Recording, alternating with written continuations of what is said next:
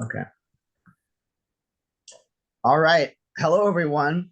Welcome to my reading of probably the greatest film of all time, Bachelor Party, 1984. Definitely Tom Hanks's best work. We have an amazing cast here tonight. We have Anne, of course, doing the scene description and playing some other people. We have Logan playing Gary and lots of other fun people, including Nick the Dick, of course. We have Eric playing a whole bunch of people and possibly getting a finger stuck up his butt tonight. Stay tuned. We're not sure yet. And then we have John playing all sorts of fun people, including Milt. We have Travis playing a bunch of people, mostly women, including Debbie and a transvestite later on. If you've seen the movie, you know what I'm talking about. And then Chelsea playing a bunch of people, including the person who's going to put the finger up Eric's butt. And then me playing Mr. Tom Hanks and a couple other people as well. So, Anne, whenever you're ready to go, let's do this. All right. Bachelor Party, screenplay by Neal Israel and Pat Prophet, story by Bob Israel. No relation. I don't know. Maybe they are. Anyway, fade in. Exterior St. Anne's School Day. Camera pans a group of freshly scrubbed innocent children obediently standing in line like recruits for the Holy Crusade. Pull back to reveal they are wearing the gray blazers, striped ties, and navy slacks of St. Luke's School. They are waiting patiently at the curbside in front of the statue of the school's sainted namesake. One of the fifth grade boys pokes a kid next to him with his elbow. The stern-faced nun appears behind them. With his elbow. The other kid is about to retaliate when Sister Mary Frances, a stern-faced nun, appears behind him, grabbing them both firmly by the shoulders.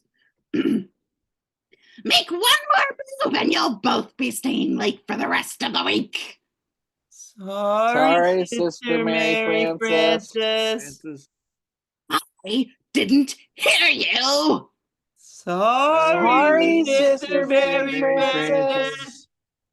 Sister Mary Frances checks her watch. She scowls and looks out past the parking lot gate. Suddenly we hear a sound of an engine roaring at full throttle. There's a screeching of brakes followed by the loud grinding of gears. It sounds like the Indy 500 is taking place around the corner. Step up, children. Another angle. Zooming through the parking lot gates is a large yellow school bus. It practically takes the last turn on just two wheels. The bus driver quickly slams on the brakes, leaving 10 feet of rubber behind him as the bus comes to an ear-splitting halt right in front of them. The front door immediately swings open with Rick Stahl, the driver, hops out. Rick is the life of the party, and even when there isn't any party going on. While chronologically older than the St. Luke students, the only thing that sets him apart from them is that he has a driver's license. Rick figures he'll give up to his capabilities and get serious in his next life. This incarnation strictly for laughs. Sister Mary Frances steps up to him. You're late again, Rick. I know, sister, but I have a very good excuse. There can be no excuse for tardiness. You're absolutely right. I should have never stopped to save that drowning infant. I'm just weak, sister. I'm so weak. He starts throbbing into his hands. All right. Stop that. Children, on the bus. The kids obediently file past Rick, who makes like he is drying his tears with his handkerchief. Sister, do you ever get lonely after Vespers? If you do, why don't you give me a call? I'm in the book. Get going, Rick. You're late enough as it is. Right. Think it over. Sorry, I just got distracted. Did I say throbbing into his hands? Oh my God. Oops. He hops on the bus, closes the door, and gently backs the bus out of the parking lot. This is going to go downhill very quickly. As soon as the bus is out of sight of the school, all hell breaks loose. The formerly well-mannered children are acting like normal kids. hitting each other over the heads with books, running up and down the aisles, screaming at the top of their lungs. Angle on Rick, he removes the St. Christopher statue from the dashboard, revealing a hula-ing Hawaiian girl in a grass skirt. He watches the madness behind him in his rearview mirror and picks up the PA microphone and rationally attempts to restore order. If you don't all calm down, I'm going to drive this thing over a cliff. The kids pay no attention to him. Ah, youth. Exterior the bus. Rick's bus pulls up to a light, and another school bus filled with kids from a public school pulls up alongside of it. The other driver gives Rick a competitive smirk and guns his engine. Rick counters by gunning his. Interior the bus. All the kids start screaming, "Race! Race! Wipe them out! Go for it!" etc. Some of the kids even start taking money out and start betting on one another on the race's outcome. Angle on Rick as he readies for action. Exterior the buses. The light turns green and they're off. Or north as two lucky school buses filled with kids can be. Wide shot on another street. Two school buses come zooming down the street. Interior Rick's bus. There are kids screaming at Rick to go faster. One of the little boys is nauseous and he clutches the seat in front of him. Exterior the street. Low angle. The buses squeeze down a narrow street, neck and neck with one another. Interior the bus. The kids are all yelling words of encouragement to Rick, who is hunched over his seat, driving with determination of Andy Granatelli. The nauseous kid is now turning pale shade of green. He moves to an open window, straining to control the inevitable. Exterior the buses. They race down a steep hill. Interior the bus. The nauseous kid can't hold it any longer. Exterior the other bus. Something hits with a splat against the windshield that resembles Campbell's chunky vegetable soup. The other bus. The other driver turns on the windshield. It only makes it worse. Exterior of the street. Rick's bus pulls out in front, accompanied by the cheering of his passengers. Suddenly, a stoplight looms ahead, and Rick puts on his brake. Both buses stop just in time. Interior Rick's bus. Rick's kids are all piled in a clump right behind him in the front of the bus, all disheveled, and the kids still manage a victorious cheer. Photographer's point of view. We're looking through the camera lens and we see a cute 1-year-old baby boy. He's sitting on a cuddly blanket. We hear the voice of Jay O'Neill. He is a baby photographer at Sears. Okay, Timmy, hold that smile. Watch the birdie. He takes the picture and we see the camera flash. There. O'Neill. We see him as his camera backdrop is set up the camera department behind a velour curtain which blacks out the rest of the store. He's conservatively dressed in a suit, vest and tie. He looks like he could be a young Republican. But under those Sears clothes, he's a man of little off-center, Rick's best friend. Need we say more? He takes the film out of the camera and matronly mother is in the process of gathering up her baby. He should be in the mail to you by next Friday. She smiles and exits. Next. A beautiful, and we're talking gorgeous, woman enters. Her clothes hug every curve of her body. She has her baby in her arms. O'Neill immediately wants her, and now, despite the baby in her arms, his eyes settle onto her full breasts, which are full of milk, sir. This he likes.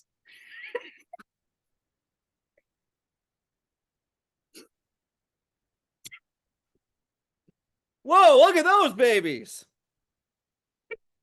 She gets this innuendo and loves it. How you doing? My name's O'Neill, and you are? Klubner, Mrs. Klubner. Oh, you gotta be kidding me. Mrs.? I'm separated. Oh, then there is a God. Why don't we take the baby picture, okay?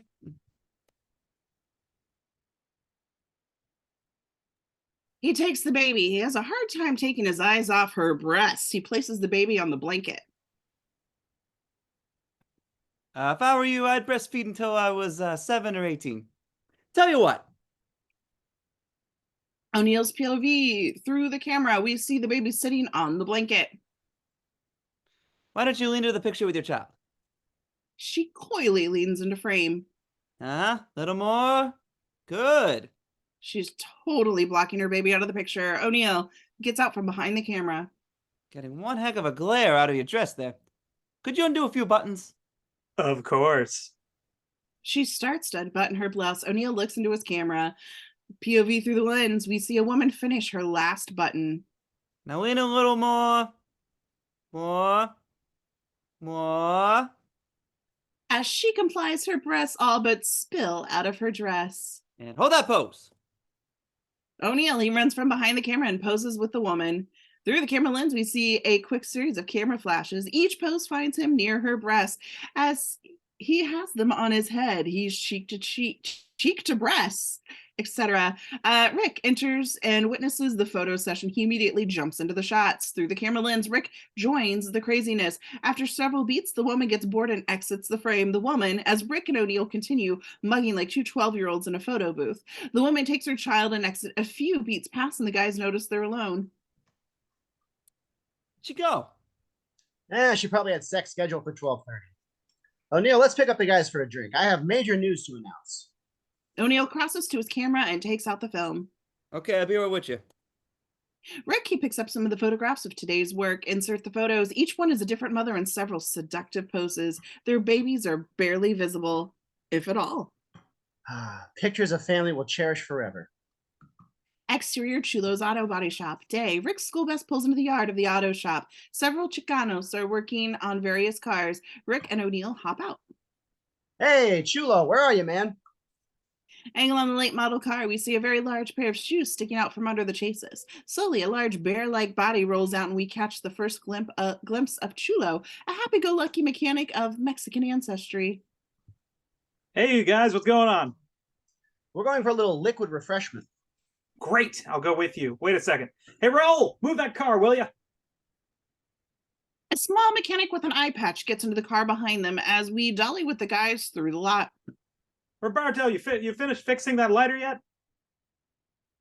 Another mechanic sticks his face out of another car and shakes his head. Just then, Raul, the eye-patched worker, whizzes by behind the guys, driving the car in a zigzag pattern right into traffic. I'm glad you guys came by. What's the occasion? Rick, he's got an important announcement to make. Yeah, what is it? I've decided not to run for president. That was too bad, man. That blows my chance to be ambassador of France.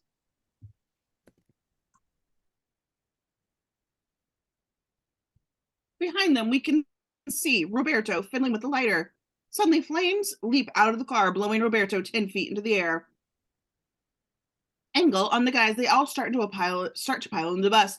Nearby, another employee is washing down the garage with a hose. Chulo turns into another mechanic who has his head under the hood of a car. Manuel, be sure to finish up the electrical system on that Chevy.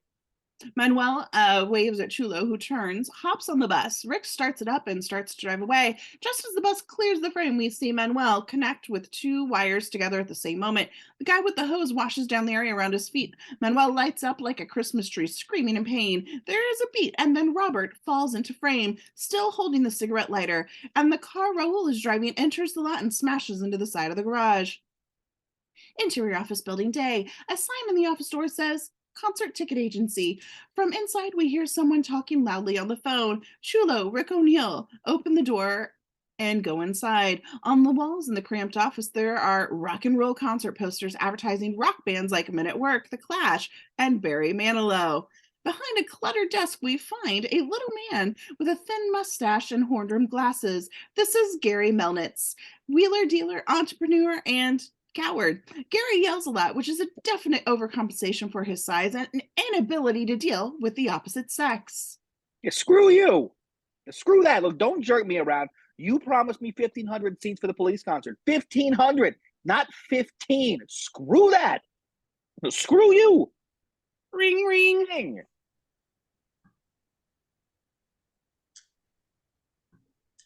Gary, you're quite an animal. Screw you. Oh, ring, ring, ring. Sorry. Hello, concert tickets. What? Pat Benatar has a yeast infection. She's canceling? Screw her. You know what this is going to cost me?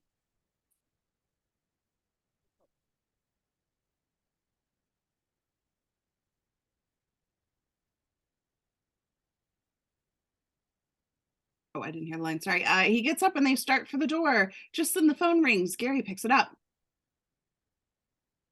You? Crap. Sorry, Mom. I didn't know it was you. Yeah, eggs and milk. Yeah, okay. I won't forget. He hangs up the phone and they start for the door again. Go. Isn't he incredible? Gets along with everybody. Yeah, he really just got this thing together. Eat me. The guys all laugh and exit. Interior Harborside Inn Day. It's a quiet restaurant near a marina. A lot of business people in suits are eating. 2 male customers. Customer 1 calls for a waiter. Waiter, The waiter approaches from out of the frame. we'd like to order now. Another angle, we see the waiter, Rico, a blonde and a muscular beach bum who has definitely stayed out in the sun too long. Hey, you guys, how you guys doing? Could you believe how overcast it was this morning? Bad day for sailing, waves are too rough and You can skip the small craft warnings. We're in a hurry. no problem, bud. Here's today's dealie. He holds up a blackboard with the day's menu.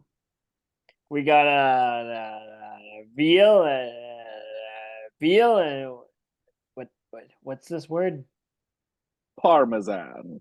Yeah, right. I always want to say Parmesan. You know, when I see that, we looked at the under the jigabob in biology ones, little squirmy, creepy things that live in your intestine. And Please, we have an appointment in a half hour.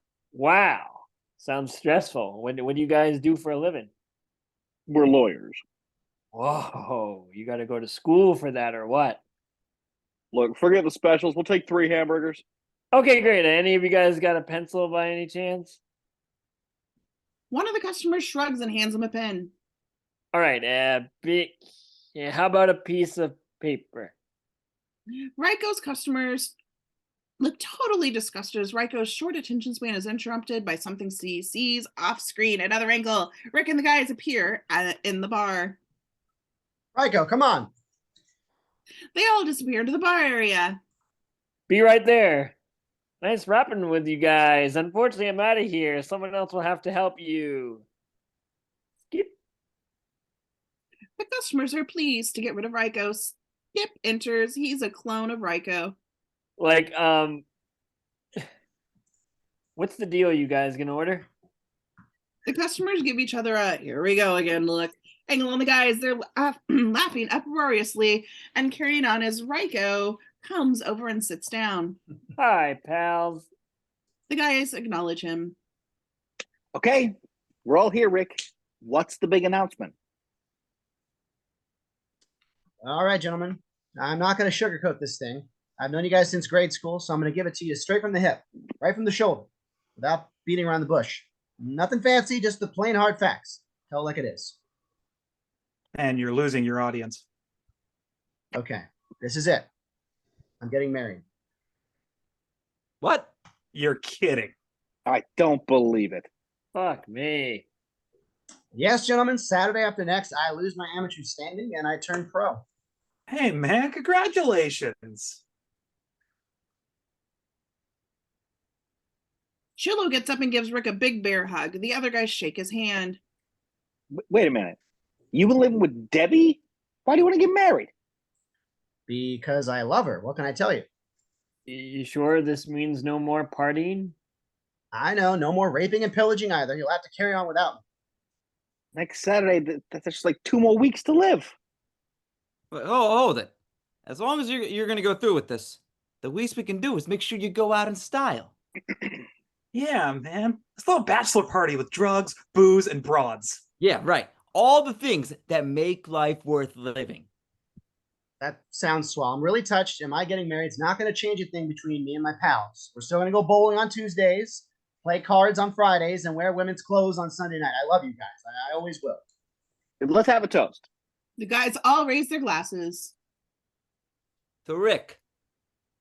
To us. To girls with big pairs. Oh, Yeah. All right. right on. Yeah. Oh. As they down their drinks, we cut to exterior, the Gene Machine Day. We see a couple of very contemporary looking 15-year-olds going into a very now clothing store like Fred Siegel's. When the door opens, loud rock and roll music blasts out. Interior, the Gene Machine Day. Inside the store, We see all the sales clerks grooving narcissistically to the music like they're at a disco. The cashier, Phoebe, has devoted her life to following the current trends and fads, no matter how inane they may be. Today, she's in a reggae mood, her hair wound tight into dreadlocks as she sways, lost in the ozone to the music. A customer approaches with a purchase. I'd like to pay for these. Huh? What? Oh, sure. Wait till the song is over.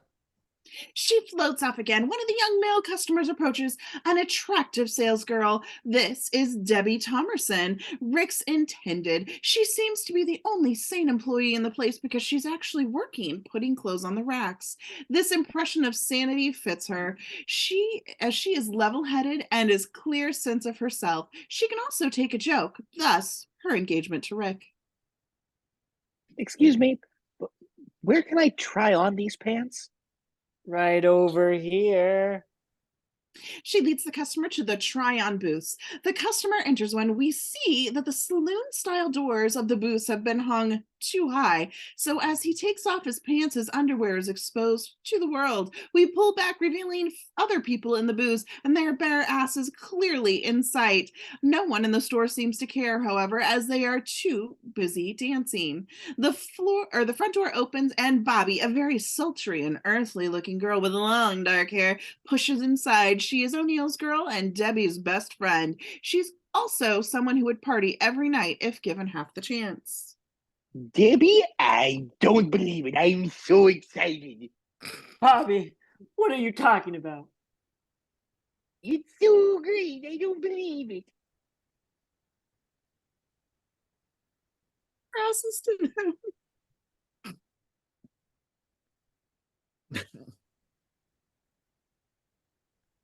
What's happening? Mary and Rick. Really? Yes, it's true.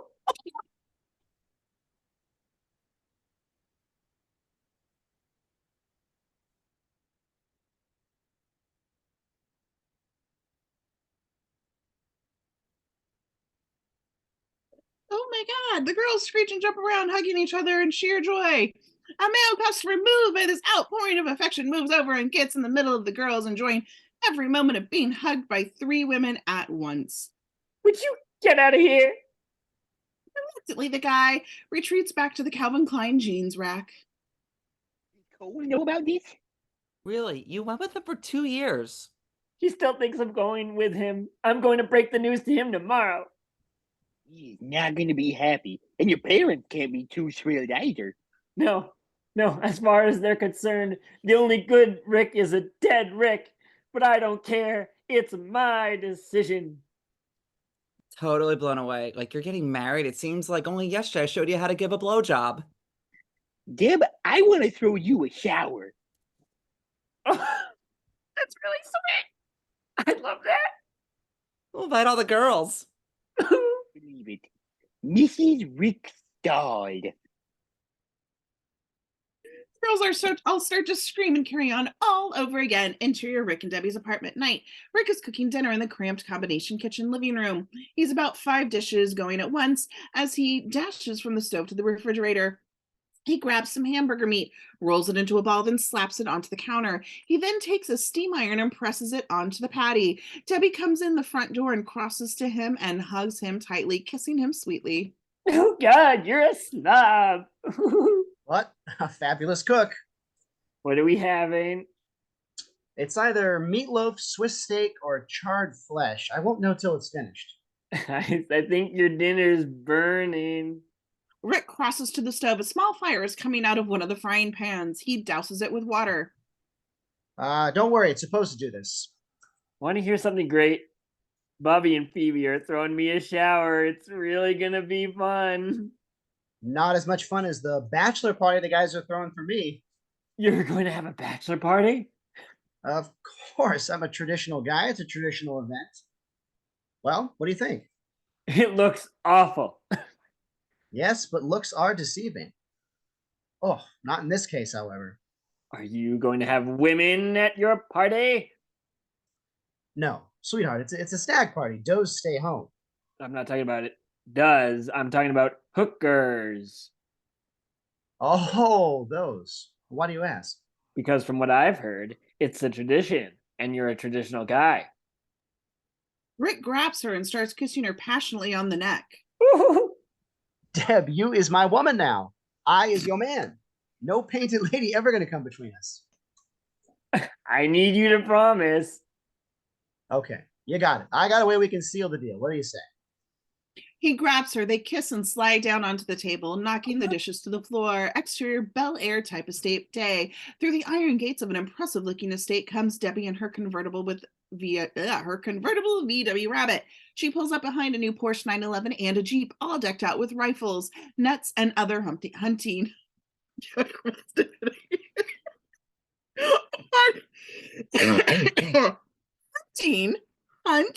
equipment. As she walks down the path towards the house, she sees something off in the distance that startles her. Debbie's POV, a large brown grizzly bear, appears to be entering the side of the house. Cole? Cole? Debbie's POV, the bear turns around. We see that the bear is in fact dead. It is being carried by a tall, handsome hunter. He waves to Debbie and indicates to her to follow him inside. Interior Cole's smokehouse day. Debbie opens a rustic-looking door and peers in. Cole?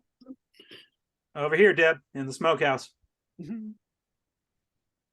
Camera pans with Debbie as she enters the room. She passes several trophies, guns, and stuffed animal heads hanging from the wall. She makes her way past some sections of an undetermined animal's anatomy hanging from hooks suspended from the ceiling.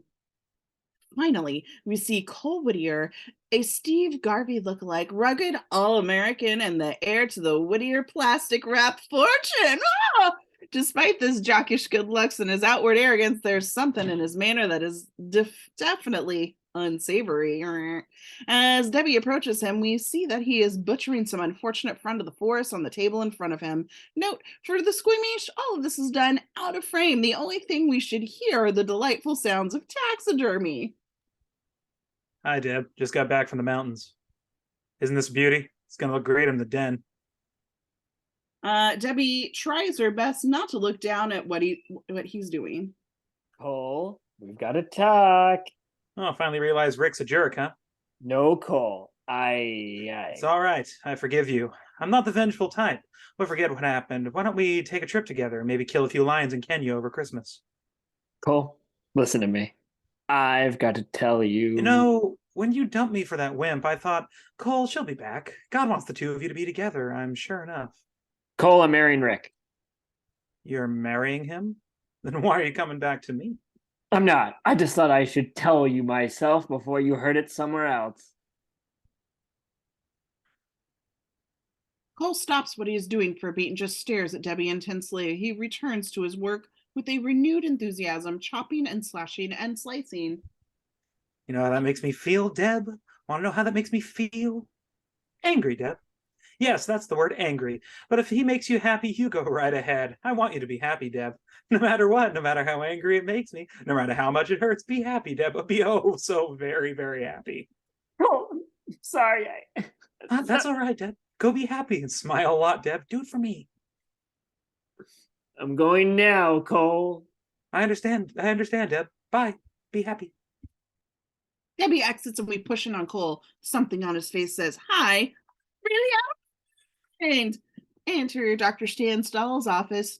Dr. Stan is Rick's older brother and a proctologist. Although he's only in his early 30s, he thinks and acts like someone in their early 70s. A little on the pompous side, Stan is never without his pipe.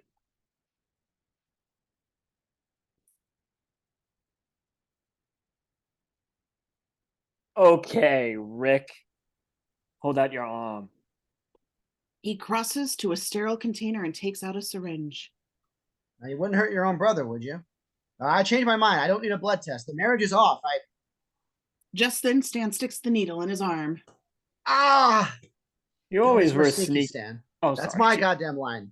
You always were sneaky, Stan. Very sneaky. I'm around too much medicine. Rick, marriage will be good for you. Not me, but it's good for you. It's done wonders for me. That's true. You're a lot handsomer now. Don't you have enough blood already? You won't miss the thing about being single. The wild parties, the different girls every night, running around like a maniac. Ah, God, I miss those days, South Florida. Stan, you're depressing me. Hey, I didn't know you were going to fill her up. Just take a couple of gallons, okay? Stan removes the needle and hands Rick a cotton ball. Ha! That's an even trade, a cotton ball for all my blood. Okay, Rick, I'll finish. I can't wait for that bachelor party. I need the action. Camera follows them as they go out into the hall. Don't say anything to my wife about it. They pass an open examining room. Stan's wife, Tina, is also a doctor and is examining an old man. Excuse me, she's not as tiny as her name suggests. In face, she's more like oversized. Hi, Tina. Rick moves to hug her and he notices that Tina has her finger up the old guy's ass. Rick. Oh, Mr. Goldsmith, this is my brother-in-law. He's getting married. Congratulations! Tina turns to a nurse. Nurse, will you take over? The nurse shrugs and sticks her finger up the patient's rear end as Tina hugs Rick. I'm so happy for you. Rick hugs her, uneasily trying to make sure her right hand doesn't come anywhere near his face. Exterior, Debbie's parents' house, backyard day. Debbie and Rick and her mom and dad are having a frustrating game of tennis behind her parents' plush home. Mr. Thomerson is a stockily built guy in his 50s who prides himself on being tough and competitive. His wife loves to shop. As far as she's concerned, appearances are everything. Neither of them likes Rick's appearance or anything else about their future son-in-law. Mr. Thomerson slams the ball to Rick. Rick slams the ball back and drives it over the fence out of the court. Oops. All right, who serves? You do, Daddy. Oh my God, I can't with that phrase with you. Mr. Thomason serves the ball to Debbie, who hits over the net to her mother, who hits it to Rick, who slams it over the fence out of the court. Mr. Thomason does not look pleased. Rick, hit the ball easier, son. You don't have to kill it. Can't I just maim it a little? Perhaps we ought to stop now. At least finish the set. Rick starts humming to the ABC Wide World of Sports theme loudly. Mr. T gives him a disgruntled look and serves the ball. Rick smashes the ball and sends it over the fence out of the court. Exterior, the Thomasons' neighbor's backyard day. A middle-aged couple are sitting on some lawn furniture trying to read the newspaper. A tennis ball comes down from the sky and hits the guy squarely on top of the head. Pull out to reveal that they're surrounded by dozens of tennis balls. One of these days, I'm going to burn Thomason's court to the ground. Exterior, Thomason's medium shot day. Rick and Mr. Thomerson are having a heart-to-heart chat over some lemonade in front of the tennis court. Well, I have to admit my game's a little rusty, but I love polo. It's unrelenting, a constant challenge to the senses. Really a beautiful experience. Rick, I want to cut through the BS. I'd love that. Good. I think you're an asshole. Let me correct that. An immature asshole. Which is fine, except you're marrying my daughter, and I'm afraid my grandchildren are going to be little assholes. Mr. Thomerson, Let me finish. Debbie's an adult. Do what she wants. But if you want your marriage to last, you're going to have to change some things about yourself. If I may make some suggestions. Feel free. First, you're a slob. You have to dress for success. Second, your outlook on life. Mr. Thomason drones on. Rick shifts uncomfortably in his chair, focusing his attention on Debbie, her mother, and her older cynical cousin, Eileen, who are sitting nearby on the rear patio. Angle on the ladies. I'm using the same caterer for the shower I had for our Christmas party last year. Great, Mom. If I were you, I'd worry less about the shower and more about Rich's bachelor party. Eileen, why would I want to do that? I trust Rick. Of course you do. I trusted my ex, Mel, too. Cousin, I can only talk from experience. What do you think they do at those parties? Have tea and play Scrabble? Eileen, Rick promised. Debbie, don't be naive. Men are pigs. Girls, why don't we go inside for lunch? Boys, would you mind bringing in that lemonade?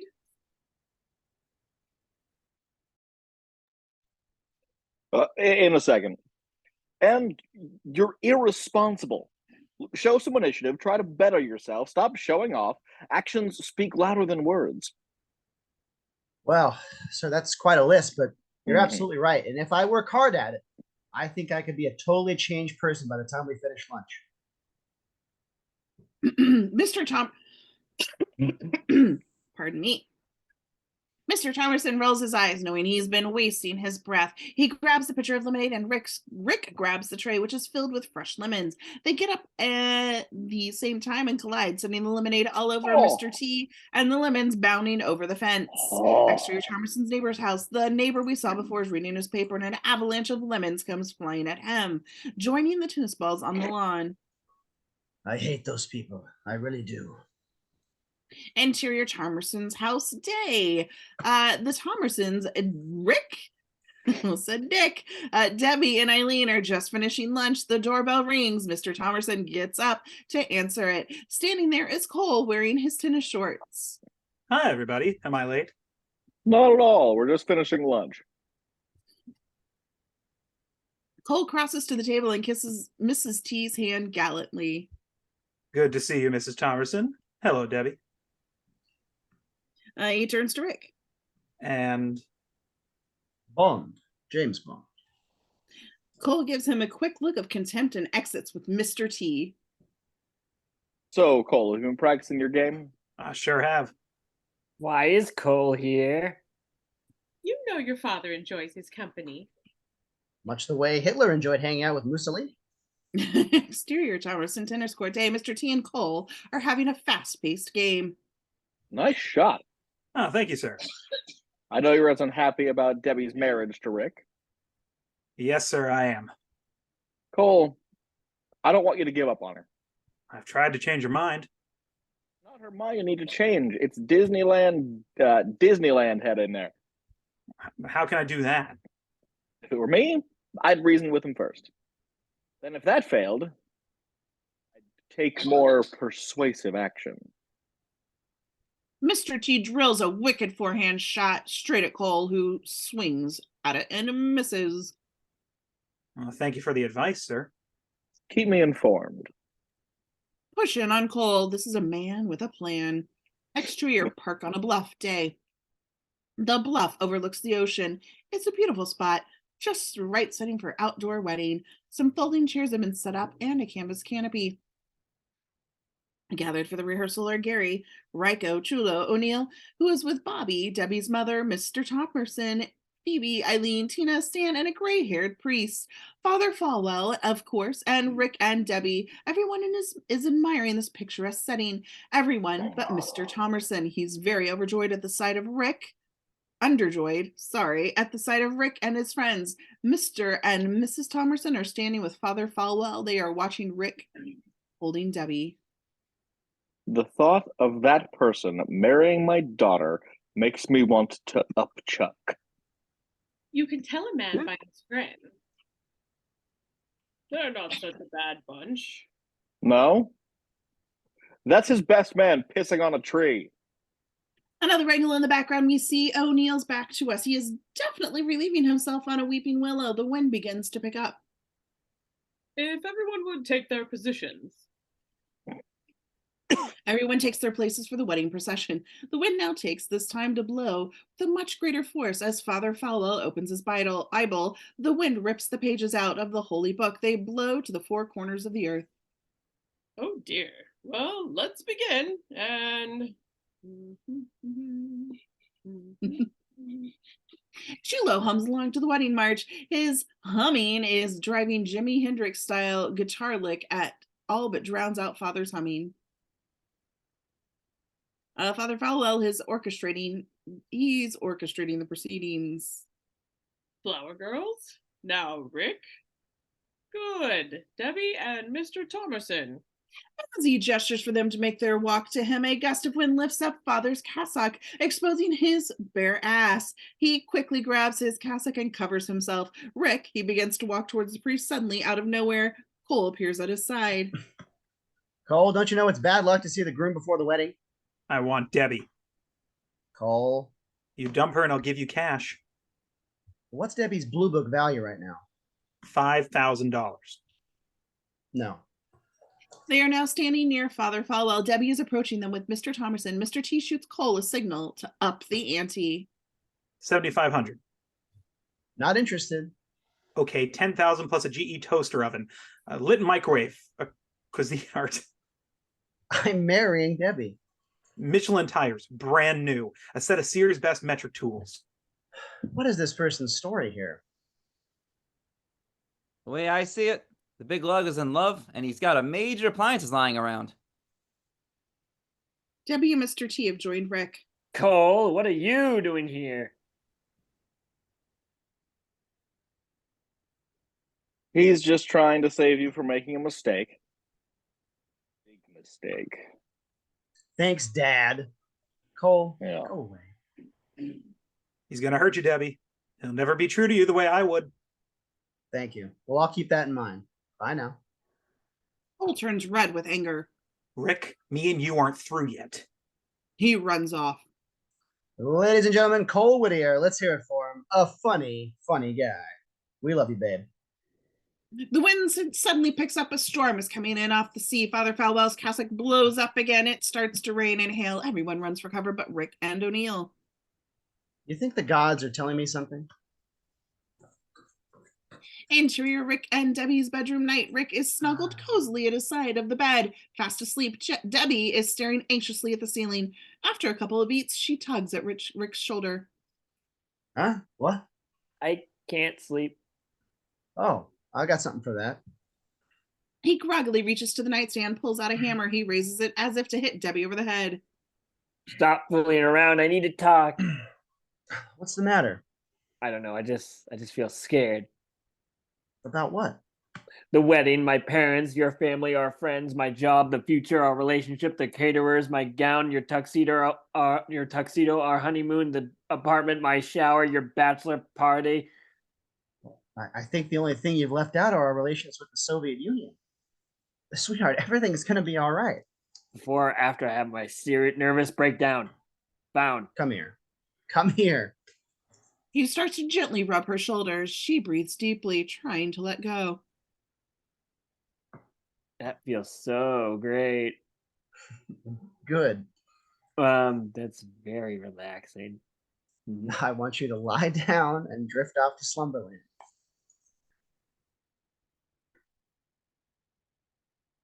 It helps to unmute. He slowly lowers her to her pillow and tucks the covers in around her. Close your eyes. That's it. There's nothing to worry about. I love you. I'm a great guy.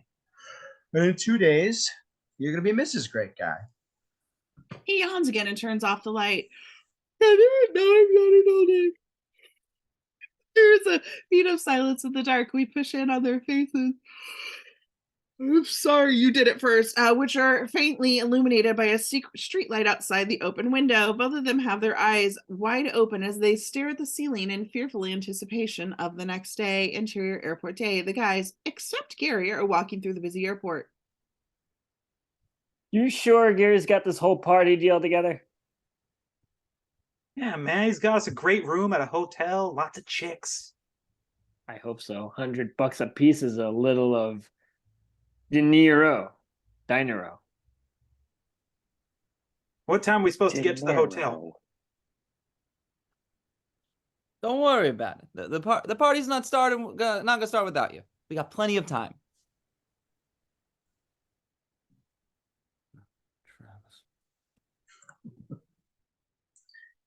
Travis, your stand as well. I can't wait to see old Larry. It's been 5 years.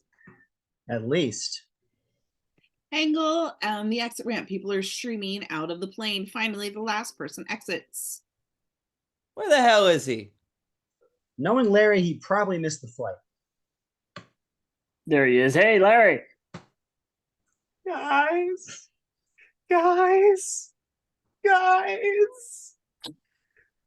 Ludes. Larry floats toward them and stops in front of them. He stares at them strangely, looking from face to face. God, I love you guys. The guy's surprised. He goes around and hugging each one of them. This makes me so happy. They start walking towards the baggage claim area. So, Larry, how have you been? Just in love with everybody. It's really a beautiful planet. I love you, Rick. I love you guys. I love everybody. So, how's your wife? Larry stops walking and immediately breaks down. I hate her. I hate her guts. The bitch. Larry, you and your wife, they got problems? I don't want to talk about it. I love you guys. I love my friends. Larry reaches into a pocket and takes out a Quaalude. You want to share it? Oh, no. 2 on a Quaalude, bad luck. Right. He pops it in his mouth. Exterior terminal, the guys exit the baggage area. Rick is pushing Larry, who is sprawled out on top of his bags in a luggage cart. The marriage is the worst. Oh, crap. A big pile of shit. Maybe your marriage should lay off grains for a while. She hates me. It's over. You'll see as soon as you get married, everything changes. You sure you want to go through with it, man? Well, what do you mean it changes? Before Larry can answer, they reach the bus where Debbie is waiting for them. Larry, how are you? Hi, Debbie. Congratulations. Hey, do you know where there's a pharmacy around here so I can get a prescription filled? Come on, get him on the bus. So a couple of the guys pick Larry up and carry him into the bus. We are heading to interior bus desk. Rick is driving the bus with Debbie sitting next to him in the driver's seat. The guys sit in a row of seats behind them. Well, 24 more hours to go, and tonight we'll share with our friends and loved ones the joys of those last moments of singleness. You better not have too much joy. Wouldn't think of it, because tomorrow we're going to the chapel and we're Gonna get married. Not how the song goes, Travis. Angle on the Close guys, enough. they just start to join the song in a little less than perfect harmony. Going going to the chapel and we're Oh, gonna get married. see, I really, really love you. Mhm. And we're gonna get married. Go to Going chapel. chapel of love. Yeah. Yeah. Oh, yeah. Exterior bus, the bus zooms out down the street. Going to the Chapel chapel of of love. Really, you guys need to record that single. Exterior That's perfect. Thomerson's desk. Rick's bus comes up to the driveway in front of the house and stops. Interior Rick's bus desk. This is it, lady. Last stop. Can't I just go with you guys? Oh, sorry. We got men's business to do. It's no place for a lady. He opens the door, picks Debbie up, and carries her out the sidewalk. Remember, you promised no screwing around. Did I promise that? I don't remember that. You're really pissing me off. She grabs Rick and wraps her arm around him in a playful headlock. Okay, I promise. I swear my mother's grave. Your mother's not dead. Well, if I go back on my word, I'll kill her. Debbie lets go of his neck. Have a good time. Don't make it too late. Anything you say, ma'am. Have a fun shower. Use soap. I love you. They kiss and the guys whistle in the background. Then Debbie starts towards the house and Rick hops back onto the bus. He gets into the seat and sits there for a moment, watching Debbie with a guilty look as she goes into the house. What's the matter? Nothing. Let's go crazy. All right. When do the girls get to the party? Don't worry, Gary's taking care of that now. The guys holler and whoop it up as Rick puts the bus in gear and takes off down the street. Dissolve to interior grimy street corner evening. Jumbo, a well-dressed behemoth in a sky blue suit and a wide-brimmed hat, is standing on a street corner talking to Gary. So we want your best girls, the cream of your crop.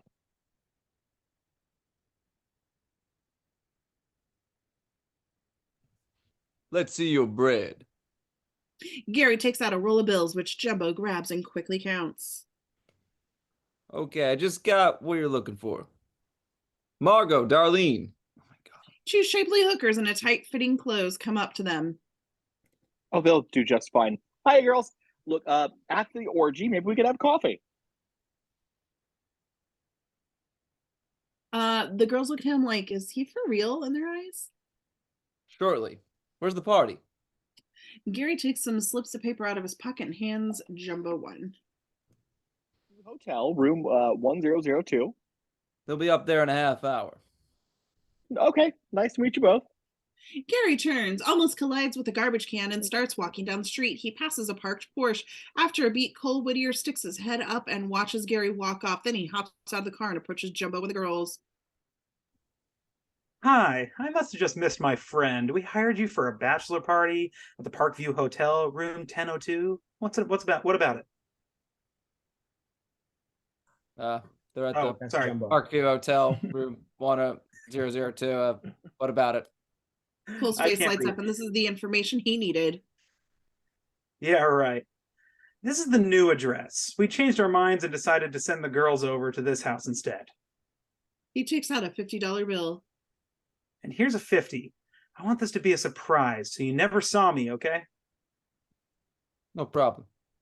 Cole smiles happily as he slithers back into his car.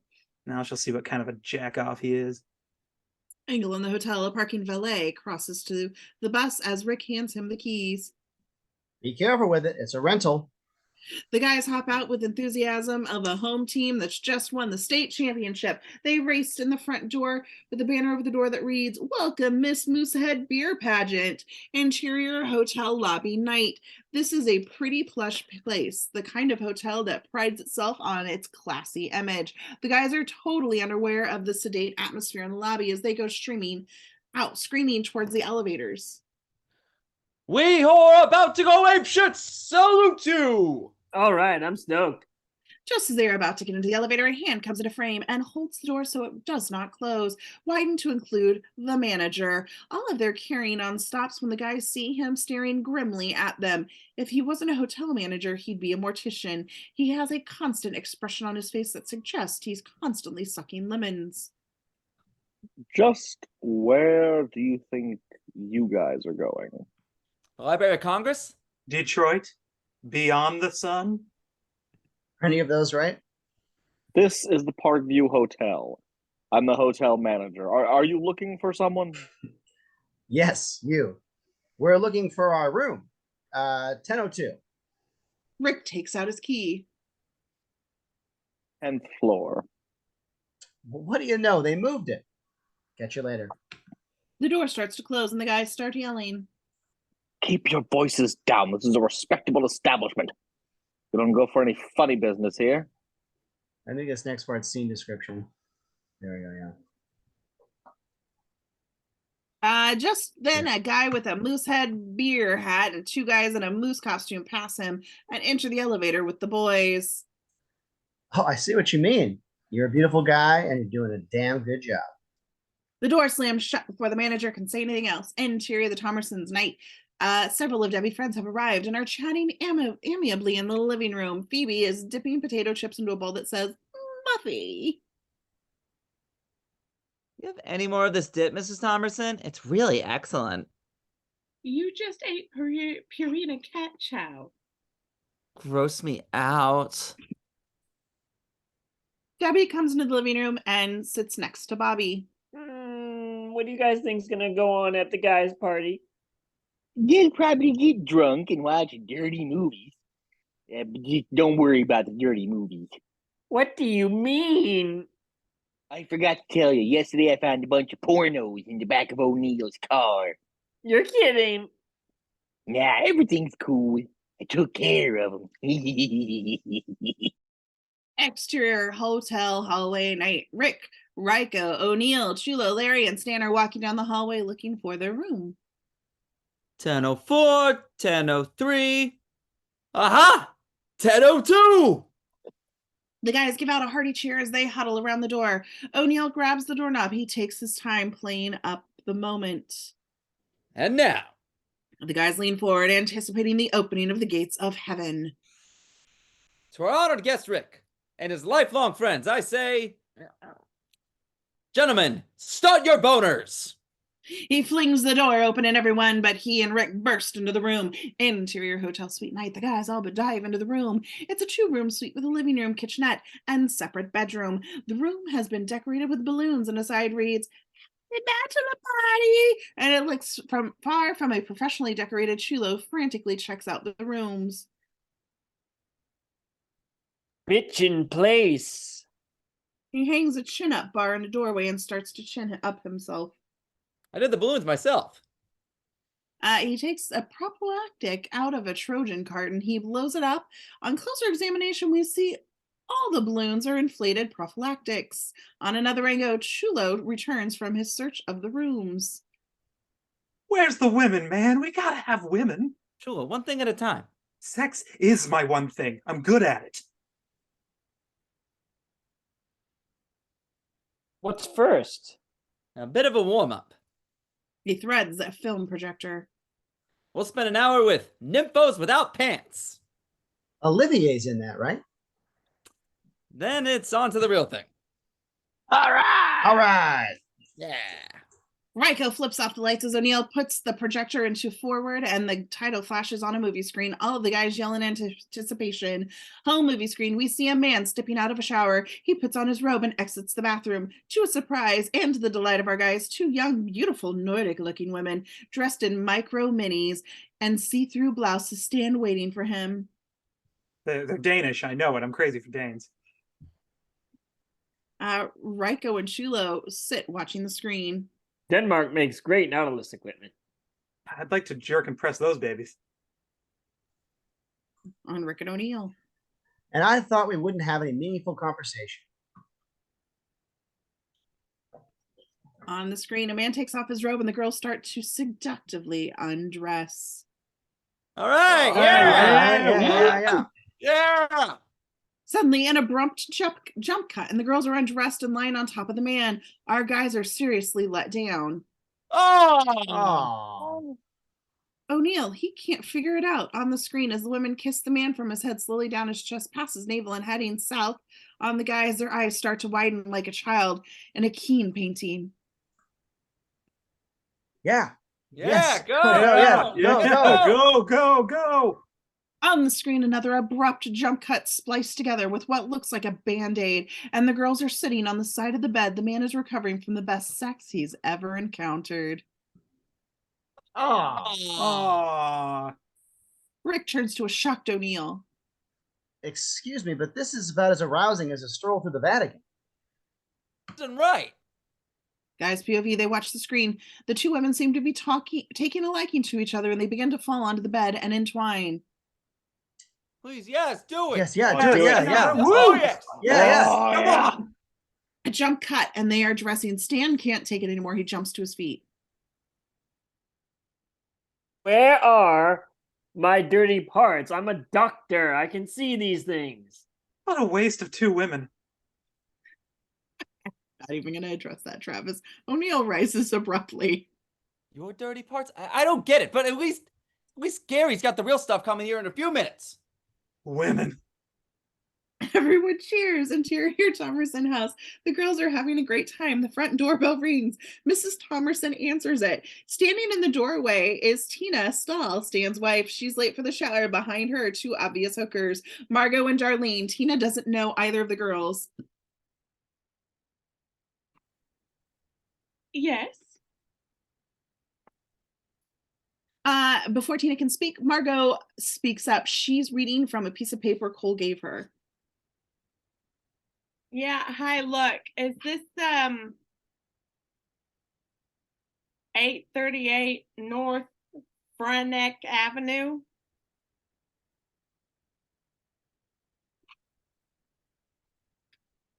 Yes. Well, we're here. How nice. I'm Tina Stahl. Of course, Stan's wife. Everyone come in. Reverse angle, the street. Cole sits in his car and watches happily as the hookers go inside. Interior Thomerson living room. Debbie spots Tina. She's oblivious to the two hookers. Tina! They give each other a big hug. The hookers watch closely, and Debbie leads Tina to the other room.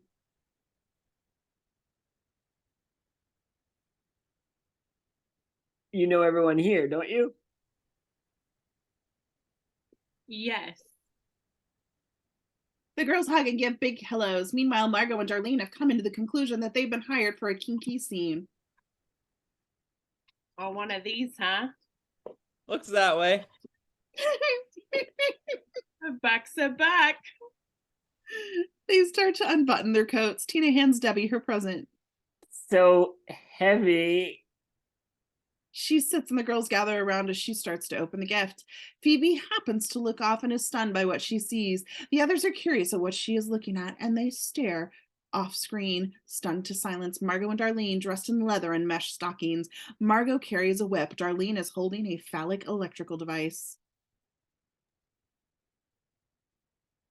Is there an empty outlet in here? Debbie occasionally points to the nearby wall, or unconsciously points to the nearby wall. Margot and Darlene stand amidst the girls. Darlene plugs in her device. She and Margot start to embrace and fondle one another. The girls watch in stony silence, dumbfounded at what they see. Margot and Darlene start to sink to the floor, out of our sight. Before they disappear, we see Margot take out her gum and park it on the end table. Now, out of sight, the girls watch for a beat. Then we hear the whirring of Darlene's implement. Our girls screech in horror and hold on to one another in a protective clump. Interior hotel suite. The guys are sitting around drinking, eating, and looking generally bored. Chulo sits in front of the TV glumly watching an old I Love Lucy rerun.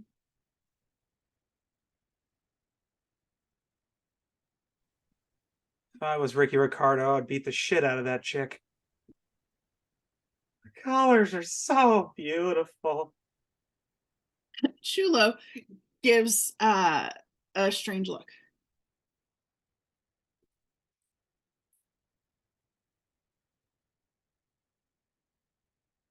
Isn't there any beer that's not imported? All this stuff's from St. Louis.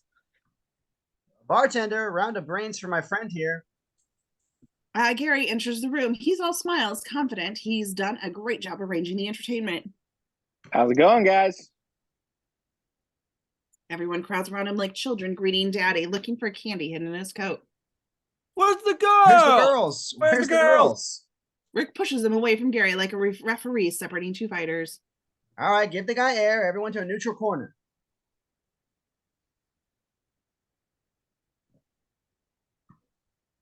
We can't hear What's you, going Gary. on? There you go. Nothing. We got no women. Screw you. It's true. This place should have been wall-to-wall tits by now. Guy paints a beautiful picture. What the hell happened? Looks like the only one who got screwed here was you. Screw that. He exits out the door. So, what do you guys think of the party so far? The guys toss sandwiches and empty beer cans at him. Well, I think you've done a damn fine job. Everyone pelts Rick and O'Neill with more junk. Suddenly, the door bursts open. The guys look up and are surprised to see Cole enter. Rick, I want to talk to you. Ah, Cole. I don't remember ordering an asshole from room service. Cole enters, closing the door behind him. I don't want any trouble. Oh, come on, just a little. I'm ready to make you I'm ready to make you another deal. Oh, be still my heart. See that down there? That's my most prized possession. My new Porsche. Rick's POV, Cole's Porsche parked in the hotel parking lot. Very nice. Back to the scene. Rick gestures at Chulo to look out the window. Isn't that a great car, Chulo? Chulo gets Rick's drift. Yeah, real nice. Excuse me, I'll be right back. He starts to exit, but before he does, he grabs a hanger out of the closet. Great car. The best. I love that car. I'm very happy for you two. They back away from the window. I'll trade you my Porsche for Debbie, an even swap. The car for Debbie? I mean it. The car is yours. Dump Debbie. Gee, guys, what should I do? The car or Debbie? All the guys treat this as if it's a let's make a deal, and they take sides, yelling out, take the car, keep Debbie, keep Debbie. Over the din, we hear a befuddled Rick. What a decision here. He walks over to the window. Cole follows closely. He's trying to convince Rick to take the car. Low mileage, handles like a dream. So does Exterior Debbie. hotel. Oh, sorry. sorry. Exterior hotel parking lot night. Chulo is using the hangar to jimmy the car lock on Cole's Porsche. He's successful. He jumps into the car and drives off. Interior hotel suite. Rick and Cole are at the window. The guys are still trying to convince Rick on his decision. I got the car only 2 months ago. It's got... As he looks out the window, we see with him that the car is gone. Shit. My car's gone. Maybe it had something to do. Shit. He charges out of the room. Odd. He's only been gone a few seconds, and I already miss him. Exterior street corner night. Gary spots Jumbo on the same grimy street corner. He's pimping for one of his ladies and makes his sale to an anxious young Marine as Gary approaches. Jumbo, where the hell are the women? What are you talking about, asshole? Boys never showed up. They left an hour ago, pink nuts. You. Jumbo has had enough. He backs Gary against a wall and pulls a knife on him. That's it. That's it, prick lips. I've got it, numbnuts. How much money you got? Hey. Because I'm pissed off. Now give me your cash. Gary hurriedly digs around his pockets and gives Jumbo his money. This is bad public relations. I was planning to do a lot of business with you, but now I'm going to have to go elsewhere. Hey, I'm sorry. You want girls? I'll give you girls. He snaps his finger and two of his ladies come forward. Give him the works. Like it. Girls walk over to Gary and proceed to beat the crap out of him. Exterior Chippendale's night. It's a garish nightclub. A large lighted billboard proclaims, all male, all nude. Two cars pull into the parking lot. Debbie and of all her shower guests get out. Are you sure this is a good idea? Look, you heard what those hookers said. They were supposed to go to a bachelor party. That doesn't mean it was Ricky's party. Debbie, men are pigs. If they can have women, we can have men. Yeah. I don't know about this. Come on, mother. It'll be fun. The girls giggle and they enter the place with Mr. Thomerson Mrs. Thomerson following reluctantly behind. Interior Chippendale's night. Look at that guy. What a hunk. Check out the other guy's buns. Let's sit over here. For some empty tables, Debbie notices her mother is still standing transfixed by the man on display on stage. Debbie grabs her by the shoulder. Come on, Mom. On the way to the table, they pass Michael, the bartender, who looks up at them, immediately recognizes Debbie. Finding this interesting, he picks up the phone and dials. Yes, is there a Rick Stahl registered there? Interior hotel suite. Gary beaten up, his clothes ripped, and stands amidst the guys. Hookers beat you up. Yeah. I didn't know you were into that. How could you be so stupid? I'm gonna kill you. Go ahead, but if you want women, we need more money. This just isn't righteous. Just screw you. Do me a favor, join this decade, will you, pal? Hey, now our buddy needs help. Come on, dig into those pockets. Help this man. Help this person. Help others get laid. Give till it hurts. He needs you. What are you doing? Ouch. Ow. Oh, sorry. The guys take out money. Larry stands and digs into his pocket for his wallet. Along with the wallet comes dozens of pills. The phone rings. And there's our first pledge coming in. Rick picks up the receiver. Hello, End Horniness Telethon. Yeah? Oh, Michael, how you doing? Interior Chippendales. Michael, he's standing behind the bar. I'm working, right? At Chippendales. Guess what?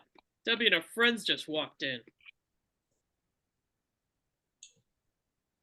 Really? That's very interesting. I'll tell you what, stay there and we'll be right down. I want to check this out. He hangs up the phone. Gary, in the meantime, has collected his money. I'll be back with women. I might as well have left my genitals at home. The good thing they're doing me here. Hurry back. Gary exits. While we're waiting for Gare, why don't we all go for a little fresh air? Where are we going? Out. The guys start towards the door. Guys, I'd rather stay here. Oh, come on, Larry. It'd be good for you. I just want to be alone. All right. Now, there's milk and cookies in the refrigerator. Go to bed right after Falcon Crest. As Larry slumps on the couch, the guys exit exterior hotel. Rick and the boys exit the hotel. As they exit, Mr. Thomerson enters. Both parties are oblivious to the other's presence. Interior hotel. Mr. Thomerson is greeted by a Moosehead Beer executive who is wearing a straw hat that says Moosehead Beer.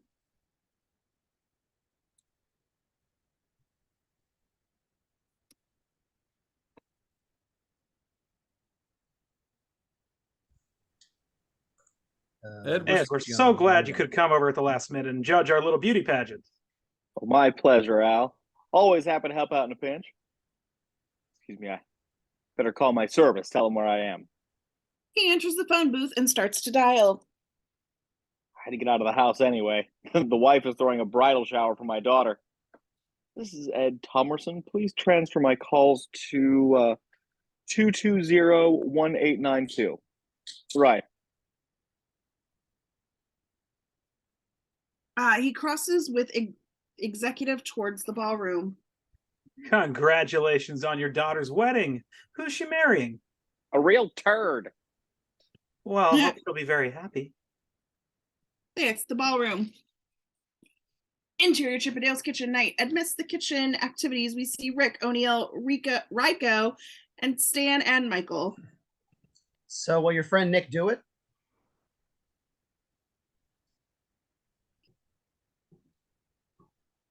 He'll do anything for money. I love his attitude. Are they still out there?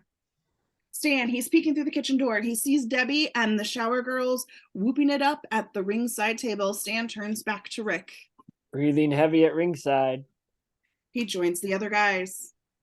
So they want action, eh? Are you with me, me hearties? The guys shout approval as Nick, one of the male dancers, enters carrying a tray of food. Nick is a muscled hunk. Guys, this is Chippendale star attraction Nicholas Carter, better known as Nick the Dick. Nick the what? Nick drops his pants since he's being shot only from the waist up. We can't see what the guys see. The dick. Oh, Jesus Christ! Let's get this thing going. Trey, please. Nick holds the tray waist high. Rick arranges the food. Looks good. Can I have the bun, Michael? Michael hands Rick a hot dog bun. Rick places it on the tray. He turns to Nick. And now Nick, or is it Mr. Dick? Nick. Nick, if you would be so kind. Nick, he holds out the tray with one hand. With the other, he reaches out a frame. In a nutshell, what he does is place his honker in the hot dog bun. As he slaps his business onto the bun, we hear a solid thump. Nick, the rest is all yours. Gentlemen. He exits. As he does, our guys crowd around and peek through the kitchen door. Nick, we follow him as he approaches the girls' table. If you ladies would like to serve yourselves. The girls grab their orders. Mrs. T is the last. Hers is the hot dog. She points to it. Is this the foot long? And then some. Mrs. T grabs the hot dog. It won't come off the tray. She yanks harder, and Nick drops the tray, and Mrs. T finally comes to realize what she is pulling on. She screams in terror. Because of her sheer fright, she can't seem to drop Nick's schlong from her grip. The rest of our ladies look to see Mrs. T's hot dog. They scream in shock. Debbie spits out her margarita and hitting Phoebe in the face. Other guys are busting a gut watching the girls' reactions. I think this is still scene description, sorry. Oh, Eileen looks up just in time to see the guys close the kitchen door. Mrs. T is still frozen in a state of shock. The girls try to pry her hands off. Exterior street corner, several hookers are standing around. Gary approaches them. Ladies, come here. Talk to the pimp. She gestures to a man with his back to us. Let's talk. Sorry, there's a bug. The pimp turns around and we see he is the stereotypical pimp. One difference, he's an Indian straight from the streets of Calcutta. He's soft-spoken and ever smiling, and he still hasn't quite mastered English. What can I be doing for you? You're a pimp? I'm telling you I am, Joe. I want women. That I got. Very good women. They sit on your face. Anything you want. I'll take some. Big problem now. Soon they go to customers. I need them for a bachelor party at the Parkview Hotel. You are being in luck. Customers in same hotel. I let you have them at cut rate price for 45 minutes. Sold. 45 minutes? No problem. Not 1 minute longer, or Milt will come for you. Milt? Another anger, Milt joins him. Milt is a massive hulk, a bearded ex-biker. He could have come out of an MX silo, a menacing mountain of a man decked out in a cowboy hat. This being Milt? Well, Milt casually takes off his hat and immediately sticks his face through the nearby window, smashing it to pieces. He pulls his head out and smiles and puts his hat back on. Goes back in 45 minutes, or Milt cuts your balls off. Fair enough. Shake. Gary extends his hand and they shake. Just bet my balls and shook on it. Exterior hotel night. The guys are piling back out of the bus into the hotel. The manager watches them suspiciously. Interior hotel suite. Rick, O'Neill, Ryko, and Stan come back into the room. Larry! Yo, Larry! Rick crosses to the bathroom door, opens it, and goes in. Rick's POV, Larry is on his knees on the side of the tub, with his head submerged fully under several inches of water. What are you doing? Larry comes out of the water. He gasps for breath and speaks. I'm killing myself. He takes a deep breath and submerges his head again. Rick unplugs the tub and it begins to drain. Larry, you've got to lighten up. You and the wife can work it out. The water is drained from the tub, leaving Larry high and dry. He lifts his head out of the tub. In his state, he's unaware that the water is gone. He gasps for air as Rick holds him up. Lair, sometimes when people are mad, they say things they don't mean. No, she hates me. I want to end everything here. Now. Larry takes a deep breath and plunges his head into the tub. His head hits the waterless tub bottom with a loud thud. He goes limp from the concussion. His body drapes into the tub head first. You okay? Yeah, I guess so. Really? Yeah, I see you're right. Come on, let's party. Larry gets up and exits the room, pushes it on Rick. He looks after Larry, concerned. He ain't all right. Angle in the lobby. Cole sits in the phone booth holding the receiver impatiently. Angle widens to reveal the adjoining phone booth. The receiver is off the hook. After a beat, Mr. T crosses to the phone. Cole does not see him, and vice versa. Hello?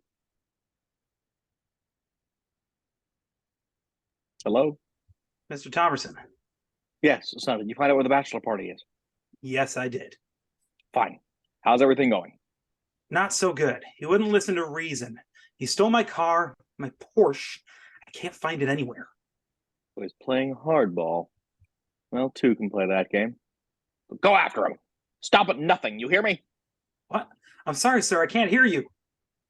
Looking over to the next booth, he sees Thomerson's back. Some fat slob in the next booth is making a lot of noise. Well, tell that asshole to shut up. Right. Hey, shut up! Okay, sir? Sorry, I can't hear you. Some pinhead's yelling. Shut up, I'm talking here! Go back. I don't care what you do. Stop that marriage. He slams the phone down and exits screen right. Cole starts to exit left when he spots Chulo getting into the elevator. Hey, man, your car's looking good. Where is it? Out front. The elevator door slams shut and Cole races out into the street. Exterior hotel. Cole comes bursting out into the street. We can tell by his shocked expression he doesn't like what he sees. Shit, shit, shit, shit, shit. Camera pans as he charges to the Porsche. His pride and joy now, thanks to Chulo, has been customized into a Chicano special. It's chopped and chandled. Dingleberries rim the back window. Flames have been painted on the rear fender. A chain steering wheel, fuzzy dashboard, dice hanging from the mirror. A real East LA beauty. Angle on Cole. He's snapped, totally flipped. He turns and yells up to the hotel. Rick, goddammit! Interior the hotel suite. Angle. Rick, he's standing near the window. Gee, I think that's for me. He looks out the window and sees Cole standing next to his transformed Porsche. Rick, Debbie is mine. She'll always be. Cole, when was the last time you had a lobotomy? You've had it. I'm gonna get you. Angle on the street. Cole hops in his car, drives off, blowing his horn at the oncoming traffic. The horn plays La Cucaracha. The Cole slams his fist on the steering wheel in disgust. Interior hotel suite. Don't you love it when old friends stop by? Hey, I'm starved. Well, let's go get something to eat. Bring back food for everybody. I'm not really hungry. Come on, I insist. He grabs Rick by the arm and leads him out of the room. Interior hotel restaurant. Rick is finishing giving the food order to a waiter. In the beach background, we see O'Neal talking to the bellhop. The bellhop is pointing to a table. O'Neal thanks him and slips him some money. Couple more on rye, lots of fries, and a burger and a diet soda. The waiter acknowledges he's got it and exits. O'Neal joins Rick. Let's sit down. O'Neal leads Rick to the table and the bellhop pointed out. They sit down. Immediately, O'Neal takes some cash from his pocket and holds it under the table. Angle under the table, huddled underneath the table, hidden by the tablecloth, is a hooker. Her specialty is coming right up. She grabs the bills from O'Neal's hand. She tucks the money in her cleavage and turns her talons to Rick. She unzips his thigh. Rick, he reacts to the zip sound. What the hell is that? My gift to you. Under the table? Best table in the house. The hooker has begun to do what she does best, and Rick loves it. I think we can skip the wine list. Oh, gee. Father Falwell enters the restaurant. He spots Rick and O'Neal and crosses to them. Boys, good evening to you. Rick tries to maintain his dignity, but from under the table, the blue ribbon job is being applied in his fun zone.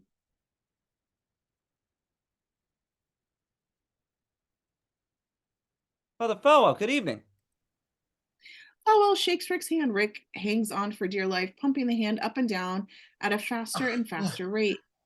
Father, oh, yeah, yes, oh, yes.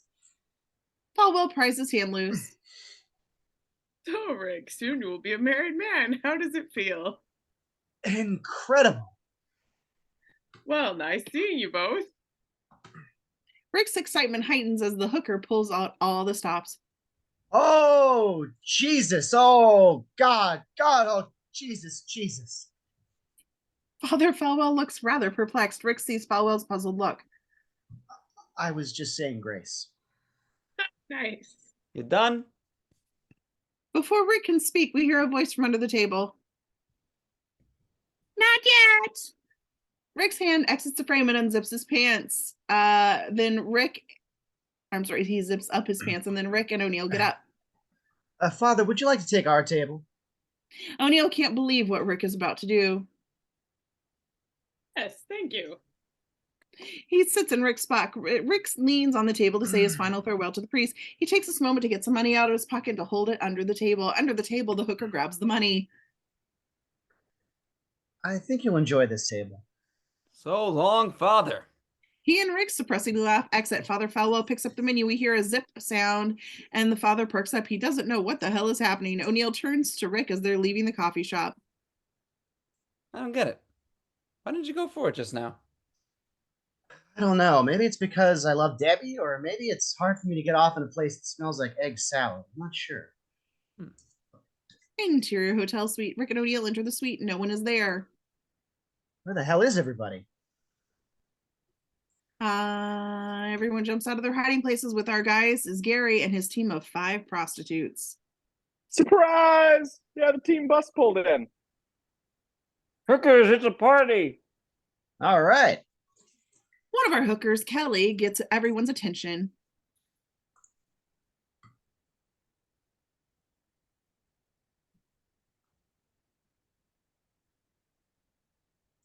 Travis. Thank you. Who's first, guys?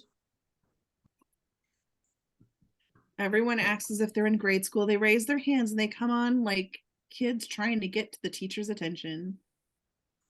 Me. Me. Wait, the Gasamana should go first. Nah, that's okay. My brother has to look up old people's asses all day long. Let's give him a break. Right. Give me the will to live. Let me go first. A moving plea. Okay, Doc, you lead off. I'll screw clean up. Everyone cheers to Stan's good fortune. Kelly takes Stan by the hand and leads up to the bedroom. Gary turns on a record and everyone starts dancing. Larry is laying out drugs on the table. They consist of lines of coke and various happy time pills in all colors and shapes. Rick takes a look at the layout. How thoughtful, a drug smorgasbord. Another angle, Chulo enters. He sees the party is taken off. I have returned.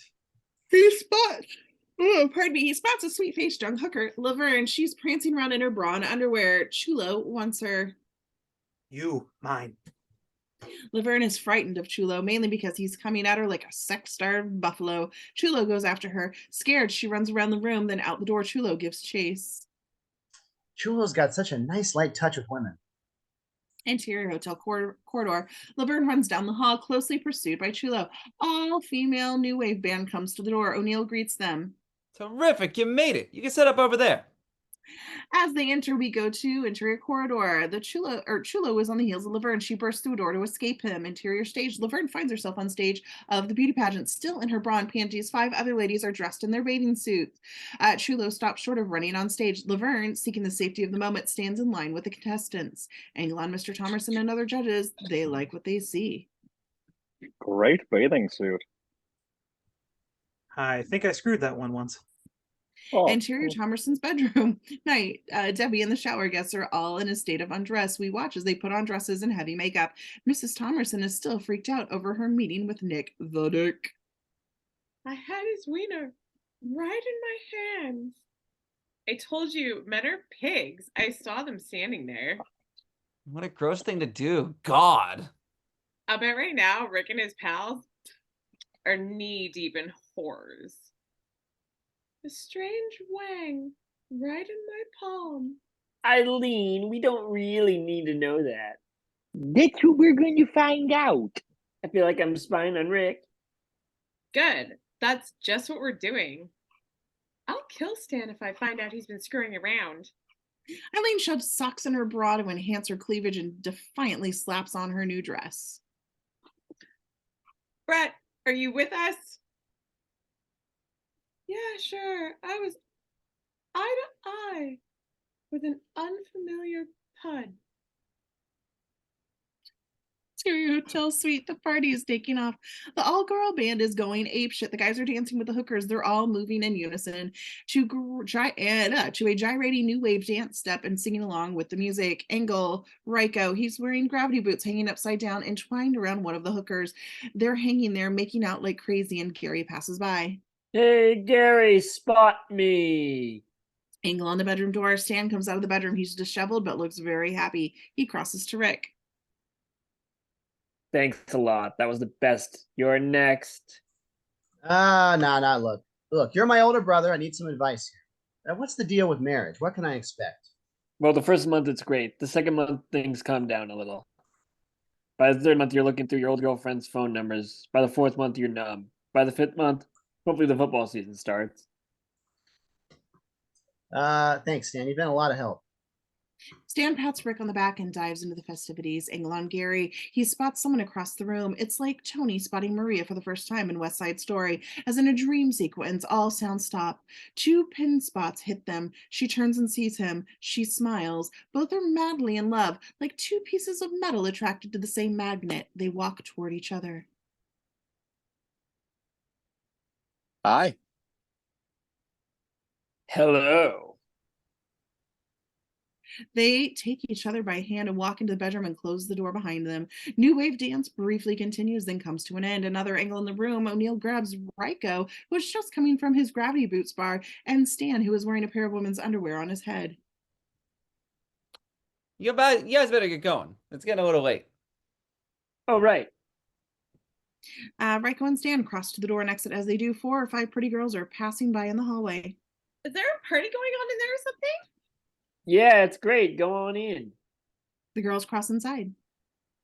My God, fresh meat. Let's hurry back. Interior bathroom tied on Larry. There is a pained, tragic, and extremely stoned out look on his face when he sighs deeply and then summons up his courage. Whiten as he looks down at his right wrist. He heaves another deep sigh and brings an electric razor into frame. He turns it on and runs it over the wrist. Of course, nothing happens. Just then Rick enters. What the hell are you doing?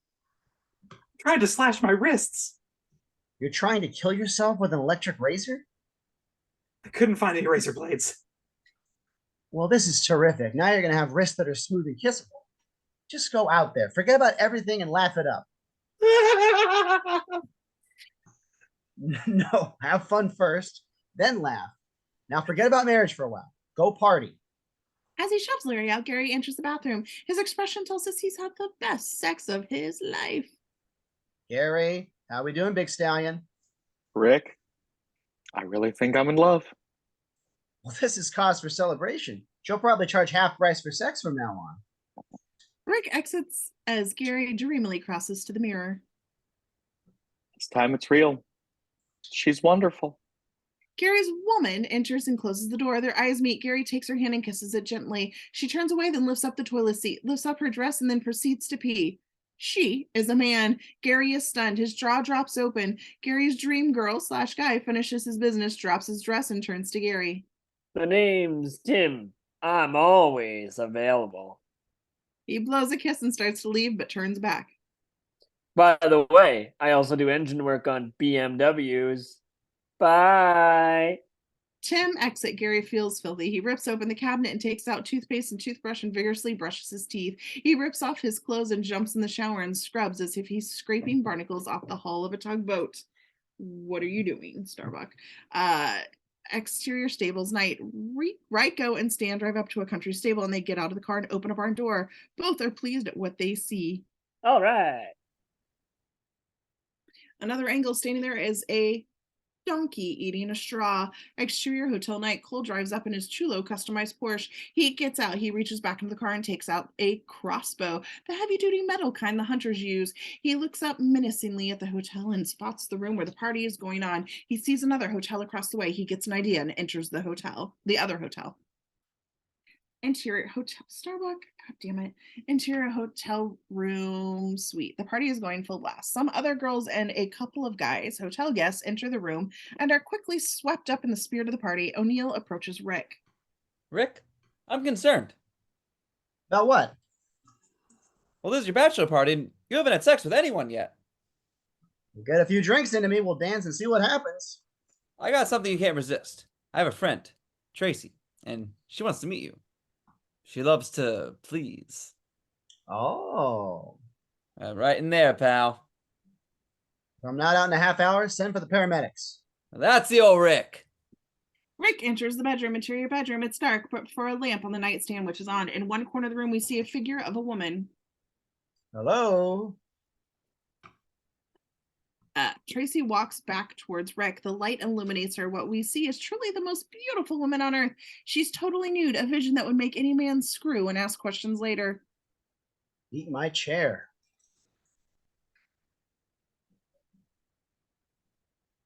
Take me, please.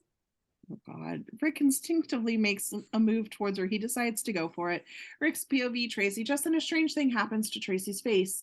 It transforms into Debbie's. Another angle. Rick stops dead in his tracks. He can't believe it. It's Debbie's face is now on Tracy's body.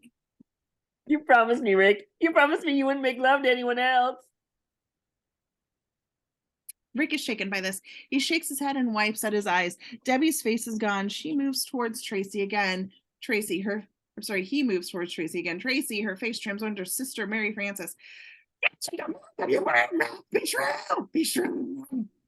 Sister Mary Frances' face disappears. Another angle.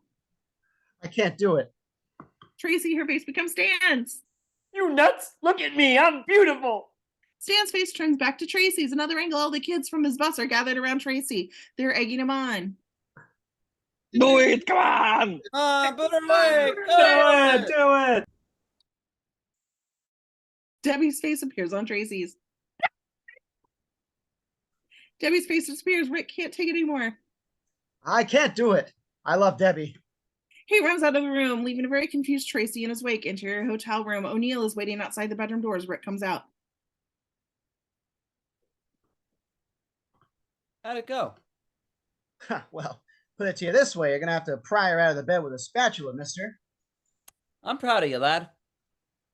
Rick crosses to the bar area as O'Neal watches him go. Beamy, an interior hotel room across the street. Night. Cole enters the room. He runs to the window. Cole's POV. His window is right opposite the window of the hotel suite of Rick's party.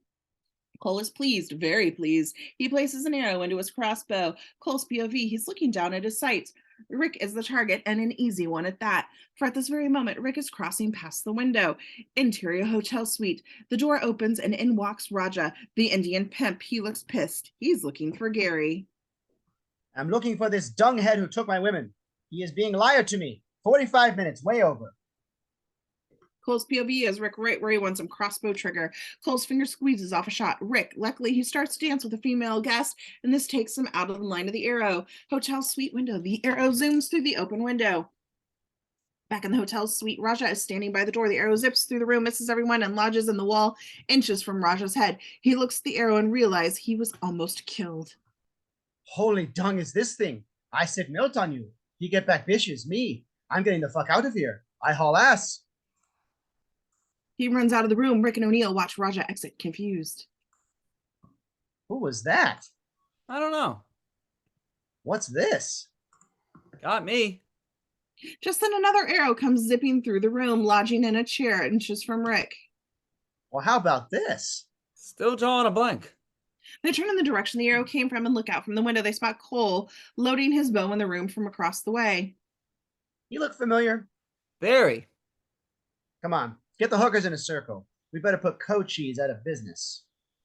They start for the door as we go to backstage of the beauty pageant. Chulo is waiting outside the door for that says dressing room. Several of the beauty contestants race out wearing formal gowns. Laverne follows them wearing a very tight black dress. Chulo approaches her. Stay away from me. I'm not going to hassle you. Don't worry. You look beautiful. Think so? I borrowed it from one of the girls. I don't look too fat. You're an angel. A Madonna. Laverne is moved by this. Before she can respond, a stage manager takes her by the arm and pushes her on stage. You're on. Chulo watches Laverne enter the stage to a hearty applause. Angle on the audience. Mr. Thomason and the other judges sit in the front row making notes. Medium shot the stage. The girls are lined up on pedestals as the MC approaches Laverne.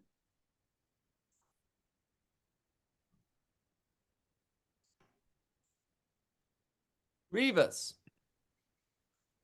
Oh, that's me. Uh, All right, here's the question, Miss. He looks through his cards hurriedly and is unable to find Laverne's. Rivas. Miss Rivas, yes. How could you solve our country's present economic problems? Who, me? Yes. Oh, well, that's a good question. From the way I understand it, according to the supply side of economics, when supply exceeds demand, recession is the result. That's why I think we should control the credit markets and increase the prime rate. That way, the consumer price index will stabilize and we will have an economic recovery. Angle on the crowd, they break into spontaneous applause. Angle on Chulo, he's totally blown away. Angle on Laverne, she smiles broadly at the applause and walks off stage. Chulo moves alongside her. How'd you know all that stuff? You're a real brain? Nah, I used to fuck a librarian. Chulo looks at her with awe and respect as she exits into the dressing room. Wow. Interior hotel lobby night. Debbie and her mother and the girls enter the lobby. They approach the hotel manager who's standing behind the front desk. They are dressed garishly like hookers. Debbie has on cheap blonde wig and a mini skirt. The manager looks at them the way one would look at an approaching plague. I don't believe we're doing this. The manager crosses to them. Can I help you, ladies? Yes, we're looking for the stall party. Room 1002. The girls turn and start towards the elevator. Mrs. Thomerson, who's wearing the kind of push-up bra that makes her tits look like they're black hills, smiles at the manager seductively. He smiles back and then catches himself. Those guys are asking for it. The girls cross to the elevator. Eileen pushes the button and the doors swing open. They get inside. Just before the door closes, a huge behemoth of a man comes and joins them inside. He turns to face the camera. It's Milt, Raja's beefy helper. He doesn't look happy as he eyes the girls. They look back at him uncomfortably as the door slams shut. In the corridor, the elevator opens and Milt has all the girls by the collar and hustles them down the hall. You're making a big mistake. Shut up. Still got another job to do here. What kind of job? I'm a housewife. Quiet, mother. Milt stops the door and kicks it with his foot. The door opens a crack at first and then swings wide open, revealing 6 middle-aged Japanese businessmen in their underwear. They smile wide at the girls, obviously thrilled with the quality of the merchandise delivered to them. Milt shoves them into the room. Get in there. He slams the door shut and exits. Interior of the Japanese guys' rooms. The guys start to move towards the panicked girls. They speak to each other in Japanese with English subtitles. Nice looking Quim, huh, Bob? Yeah, you know me, Ray. Always been a sucker for redheads. Hubba hubba. Let's get out of here, girls. They turn towards the door, and one of the Japanese races over and gets there first, slamming and bolting the door shut. Guys, take it easy, guys. The girls run around the room in a panic with the Japanese chasing them in a very hot pursuit. Exterior Cole's room. Rick, O'Neill, and Tracy quietly approach Cole's door. Tracy is dressed in a see-through negligee. This is it. Go get him. He and Neal duck around the hallway corner out of sight. Interior Cole's room. He's at the window holding his crossbow. He is frantically searching for the bachelor party across the way for any sign of Rick. Where the hell is he? He hears a knock on the door, and Cole quickly hides his crossbow under the bed and answers the door. Another angle, Tracy stands in the open door, and Cole's jaw drops open. He has never seen anything as lovely. Yeah. Make love to me, please. She walks into the room, and Cole closes the door. Interior corridor outside Cole's door. Rick and O'Neill run up to the door. They listen closely. We hear the sound of Cole's shirt being ripped off, the buttons flying around the room, then the sound of his pant zipper being undone. T-minus 3, 2, 1. We have ignition. Something, and O'Neill burst in the room and closed the door. Hey! Interior Cole's room. O'Neill is tying the end of the sheet around the bedpost. We see the bed is minus its sheets and blankets. All set here.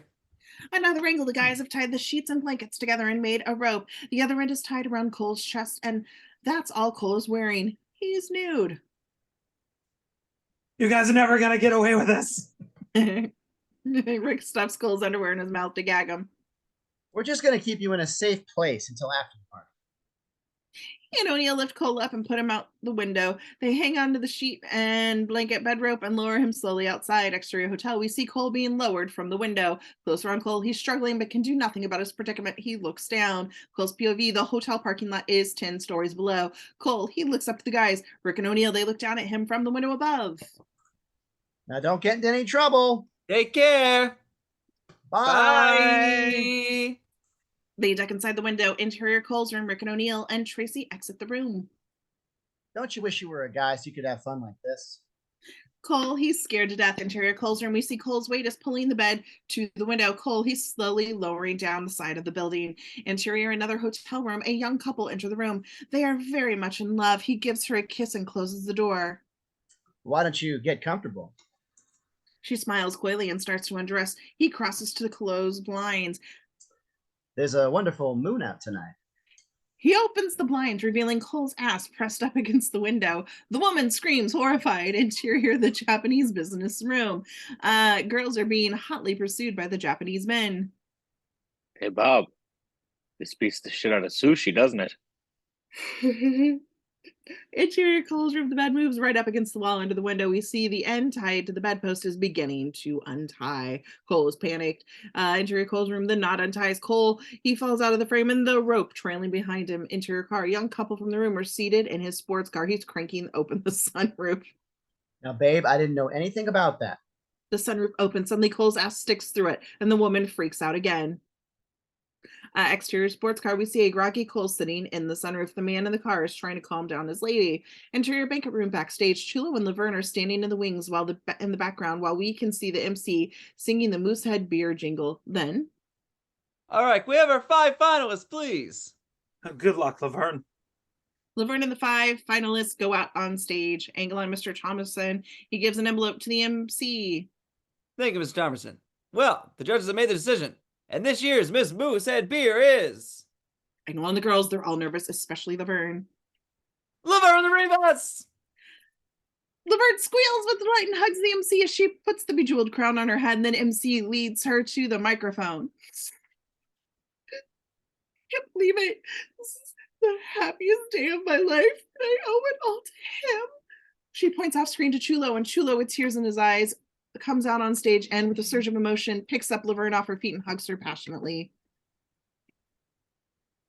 I know I've had that girl. I know that guy from somewhere, too. The other judge looks at Mr. Thomerson's suspiciously exterior hotel night. Camera pushes into a car in the parking lot, which is towing a U-Haul trailer behind it. The car stops and turns off its lights. Interior car. Stan and O'Neal sit in the car looking at the hotel.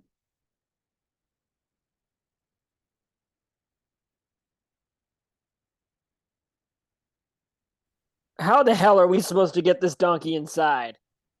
I don't know. What, I thought you told me you had it all figured out. Maybe I did. I don't remember. I'd love to get you in an operating room. Just once.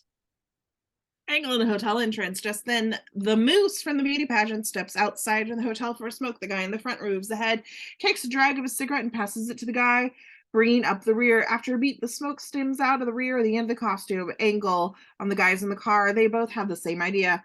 They stroll out of the car and approach the two men in the moose suit. We can't hear what they're saying, but we see the bills, and Stan is taking out of his pocket. Raiko grabs the moose head and runs over to the trailer with the interior hotel lobby. A few minutes later, the door opens, and Stan and Raiko enter, pulling the moose by a rope. Can you believe how perfect it fits? Yeah, who would have thought they'd both be a size 138 regular? Just then, Rick and O'Neal saunter into the lobby. Hey, you guys! Who's your friend? Oh, it's the guys from the beer convention. We're bringing them to the party. Great. I was wondering, how do you guys go to the bathroom in that thing? At that moment, he hears a splat hit the ground. The guys look down and see a large, shiny clump of shiny brown excrement nestled in the shag carpet. Say no more. The manager crosses to him. I don't know which one of you did this, but you're not going anywhere until you clean up this disgusting mess. Anybody got a paper towel? Or a shovel or something? All the guests turn away in disgust. Stan takes out a handkerchief and hands it back to Rick, who closes his eyes and picks up a warm little bundle. The manager turns and walks off in a huff. On the way back to the elevators, Rick checks to see no one is watching and places the handkerchief contents on the front desk just out of frame. Smiling contentedly, the guys lead the reluctant moose into the elevator and the door slams shut. Angle at the desk, the manager is just finishing checking in a couple from out of town. I'll have the boys take your bags up. He goes to hit the bell, and to his surprise, his hand comes down on something soft and mushy. The look on his face tells us what it is. It's the gift Rick left behind. Excuse me. I seem to have a handful of potty. He races into a room marked men. Angle in the ballroom doors. The doors open and several people from the Moosehead beauty pageant come out. Mr. Thomerson is one of them. Oh, thanks for helping us out, Ed. We really appreciate it. Oh, anytime, Al. Mr. T crosses to the door just as Cole comes running in, slightly dazed, wrapped in tattered remnants of the sheet that held him suspended out the window. They both are shocked to see one another. Cole, my God, boy, what are you doing here? What happened? The bachelor party's upstairs. They made me get naked. They hung me from the window so high up. It was so scary. I fell down. Get hold of yourself. 10:02. I'll go up there and take care of this myself. You look awful, son. Go find yourself some clothes. Yes, sir. With a determined look, Mr. Thomerson crosses the elevator as Cole runs to the hotel gift shop. Interior hotel suite night. Rick, Raiko, Stan, O'Neal enter with the moose. Hi, guys. We brought back a friend. It's Bullwinkle.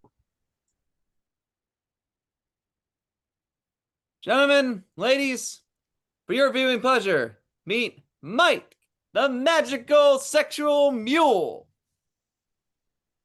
O'Neal lifts the head off the moose costume, revealing a real burrow. The burrow shows all his teeth, as burrows are apt to do when excited. O'Neal and Stan zip off the rest of his costume, revealing a well-endowed beast. How about this? A Trojan donkey. And here's Mike's partner, in more ways than one, a gal who doesn't think happiness ends with primates, The very lovely Miss Desiree. Desiree, an exotic tall woman wearing a leather face mask, and comes out of the bedroom carrying a long whip. Desiree puts Ravel's Bolero on the phonograph, and she starts to sway her hips sensuously in front of the animal. Angle and the party guests, and they all scream and holler with approval. Angle and Desiree, she rubs up against the donkey, shaking her backside against the animals. Swell, she's going to pin her tail on the donkey. Now all eyes are on Desiree as she does an erotic striptease. Angle and the donkey, it's getting bored and a little hungry. It bends its head to the left and spots a table with food on it. It bends over and starts munching on some coleslaw. Angle and Desiree, to the cat calls of the party goers, Desiree is getting all worked up, stripping down to a G-string. On the donkey, it's had enough coleslaw. Now it sniffs at Larry's drug smorgasbord and then starts to chomp on a few pills. Next, it sticks its head into the lines of coke and snorts them up in one gigantic sniff. Angle on Desiree, she lets her long flowing hair down over her breasts. She takes a mattress and sets it on the floor. She rolls on it and sways her hips sensuously on her knees. Angle, her audience, Rick can't believe he's seeing this. The other guys are screaming at the top of their lungs. Even Larry seems spellbound. Angle on the donkey, it doesn't look so hot as it finishes off every drug on the table.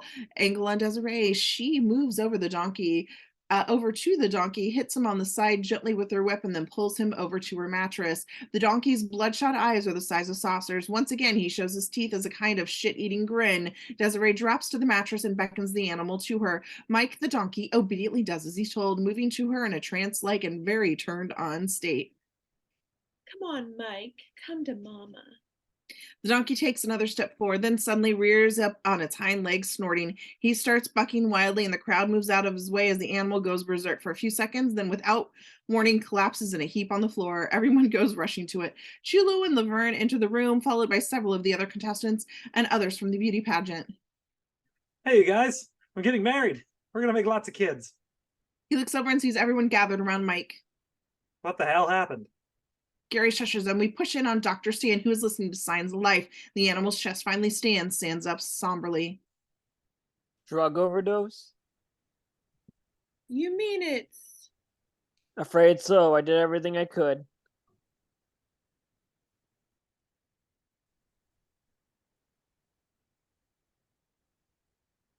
It's my fault. He's dead because I left those drugs. That's really not all your fault. I was talking to Mike earlier. He had a lot of problems, personal things, made some bad investments. At least now he's peaceful. Come on, we got to get this thing out of here. O'Neal places the moose head on the donkey as Rick, Gary, and Chulo and Stan pull the donkey out into the hall as pallbearers at a funeral. Interior hallway, Mr. Thomerson, who has been standing at the door, takes his time to sneak into the suite right behind him. Interior Rick's suite, Mr. Thomerson can't believe the goings on. People are making out, drinking and dancing. He hides in a corner to watch undercover. Angle in the corner, the guys shove the donkey into the elevator and the door snaps shut. Interior hotel lobby. Yes. I see. Well, of course we don't allow that sort of thing here, ma'am. No. Well, I'm sorry the noise woke you. I'll take care of it right away. He hangs up and crosses over to the elevator. I've had enough of this. Just then the elevator door swings open and the donkey falls out into the lobby. The manager screams in terror, as do several of the hotel guests. That's it. I'm calling the cops. Interior hotel suite night, some more uninvited guests come drifting into the room. Welcome, one and all. Rick? Oh, no. He turns and spots Mr. Thomerson as he makes his way through the party. Christ, it's Mr. Laughs. Mr. Thomerson goes nose to nose with Rick. This is it. You're through. When Debbie hears about this, she'll never see you again. Now I'm calling the cops to break up this sex orgy and toss your ass in jail. He turns away and walks out of frame. O'Neal crosses to Rick. What are you going to do about it? What can I do? I'm dead. Debbie's going to go crazy and end the whole thing. I'll stop him. You saw him. On another angle, Mr. Thomerson is heading for the phone in the bedroom. Mr. Thomerson. Thomerson stops and turns to Rick. Please. No, don't ruin my life. Please. He drops to his knees and hugs Thomerson's legs. The party stops and everyone watches. It's not me. I was brought up on the wrong side of the tracks, a victim of my environment. Interior of the hotel bedroom, O'Neill and Larry. Larry is handing O'Neill a plastic bag filled with white powder. That all the coke in the place? That's it. Good. O'Neill unscrews the mouthpiece off the phone. He pours the bag of cocaine into the phone. He then screws the mouthpiece back over the mound of the powder. Satisfied with his work, he exits the bedroom. Interior suite main room. Thomerson is trying to free himself of Rick's grasp as Rick continues with his hard luck story. My poor old mammy had to take in laundry. My pappy had to work 20 hours a day at the Pez factory. Another angle, O'Neill gestures to Rick that everything's ready, and Rick immediately jumps to his feet. The end. No sob story is going to change my mind. Mr. Thomerson pushes O'Neill aside and enters the bedroom. Phone's all yours.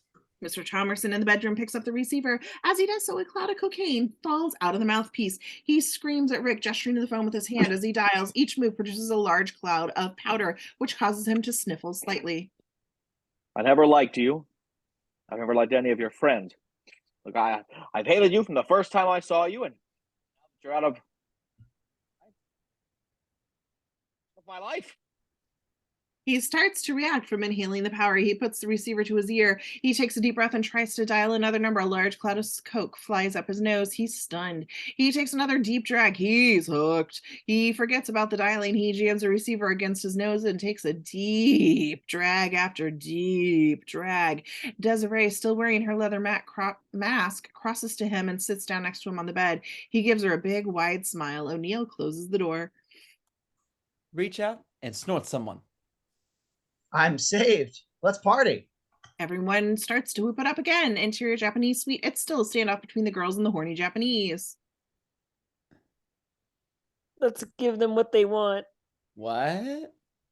Debbie opens the bedroom door and motions for the Japanese to file in. Let's go, everyone inside. The Japanese immediately put two and two together and get orgy. They get orgy. Okay. These are some happy fellas, and they enter the bedroom. We're pretending to be hookers. Right in here. The big show starts in 1 minute. Yes, you're here. The Japanese man enters the room, or men enters the room. Debbie slams the door shut behind him. Let's go. Look, girls, I'll stay behind and hold them off. The rest of you break for it. Eileen, are you crazy? I know what I'm doing. Go. The girls run out the back door. Interior Japanese bedroom. Eileen smiles. She has what she wants. She walks into the bedroom surrounded by a panting Japanese. Gentlemen, the gods have answered your prayers. Bye-bye! She takes a running leap and dives on top of the Japanese interior corridor. Debbie and the ladies run into the elevator. Debbie presses the down button. I hope Eileen's all right. I hope those guys are all right. Oh, sorry. The elevator doors open, revealing the donkey lying flat, laid on his back, his stiff legs, ouch, point skyward. The girls see him and scream. They run down the hall to the stairway. On the way, Debbie notices she's passing room 1002. She hears the party sounds inside. She heads for the room angrily. This is a lady out to even a score. Interior hotel suite. As Debbie opens the door, her father walks by with Desiree on his arm.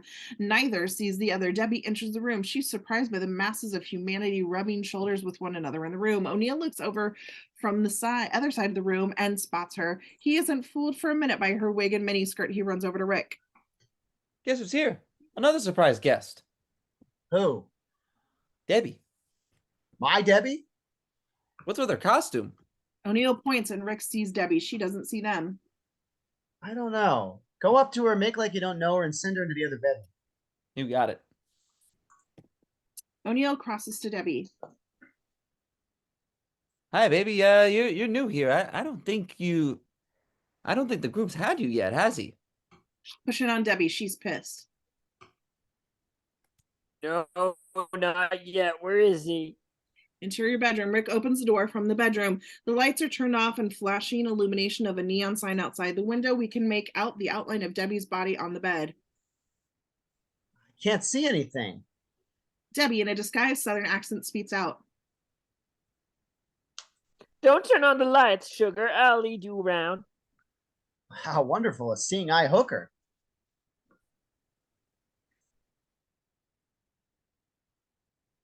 Yes. What was that, Debbie? Debbie, say it again. I said, I think Debbie's frozen. God damn it, Debbie. why don't you get undressed?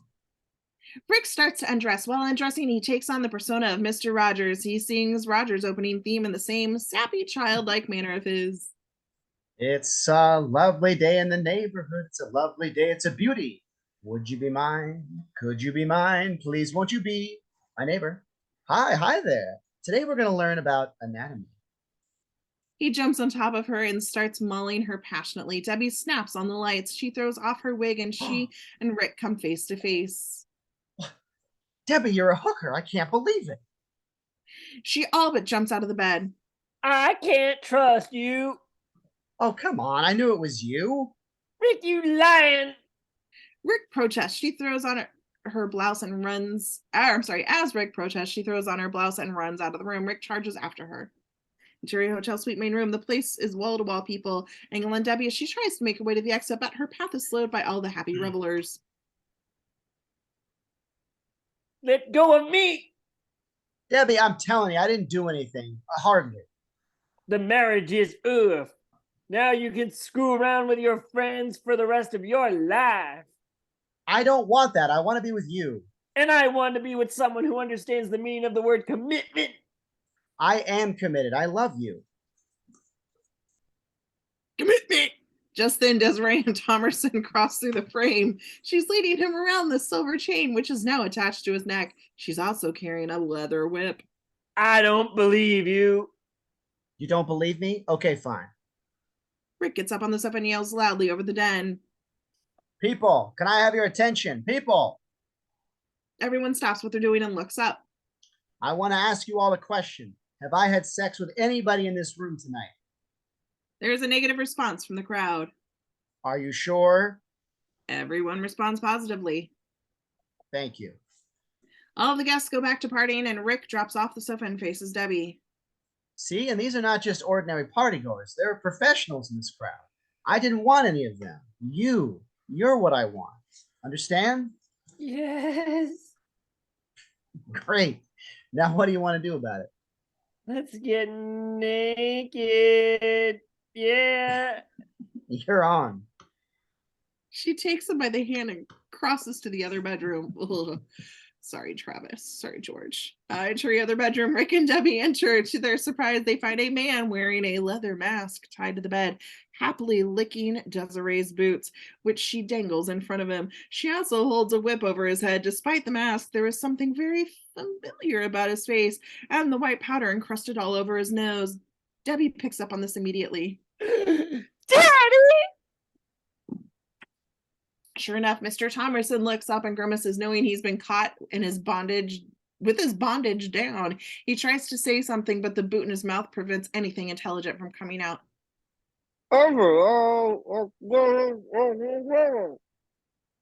Of course, sir, that explains it. Leather is a very good source of vitamin E. Interior suite main room. The party has reached a fever pitch. Suddenly, police sirens pierce through the party. Everyone freezes. We hear the hotel manager beating on the door with his fists. Interior hotel corridor. The manager is pounding on the door. By his side are several uniformed police. You're all under arrest. Open up. Interior hotel suite. Your attention, please. May I be the first to say it's a raid? Everyone starts to panic and run for the doors. Well, I'm glad no one is panicking. He snaps up his clothes from the bedroom, interior of the corridor.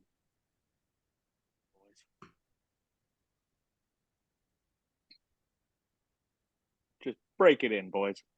The cops rear back and run for the door. At the moment, the hotel door opens up. The cops and the manager are trampled by Rick, Debbie, Mr. Thomerson, Rick's gang, and the other guests, and assorted hooker. As they run down the stairs, the cops pick themselves up and give chase. The manager looks inside the room and is devastated by what he sees. Hiroshima looked better after the A-bomb. Interior hotel lobby. We see the police of Colored, Bobby, Phoebe, and Mrs. Thomerson, and the other ladies of the shower as hooker suspects. Our bachelor party mob is now charges down the stairs out the hotel door. doors. The cops grab Mr. Thomerson as he tries to get out, and they throw him in line with the others. Unfortunately for him, he's standing next to Mrs. Thomerson. What are you doing here?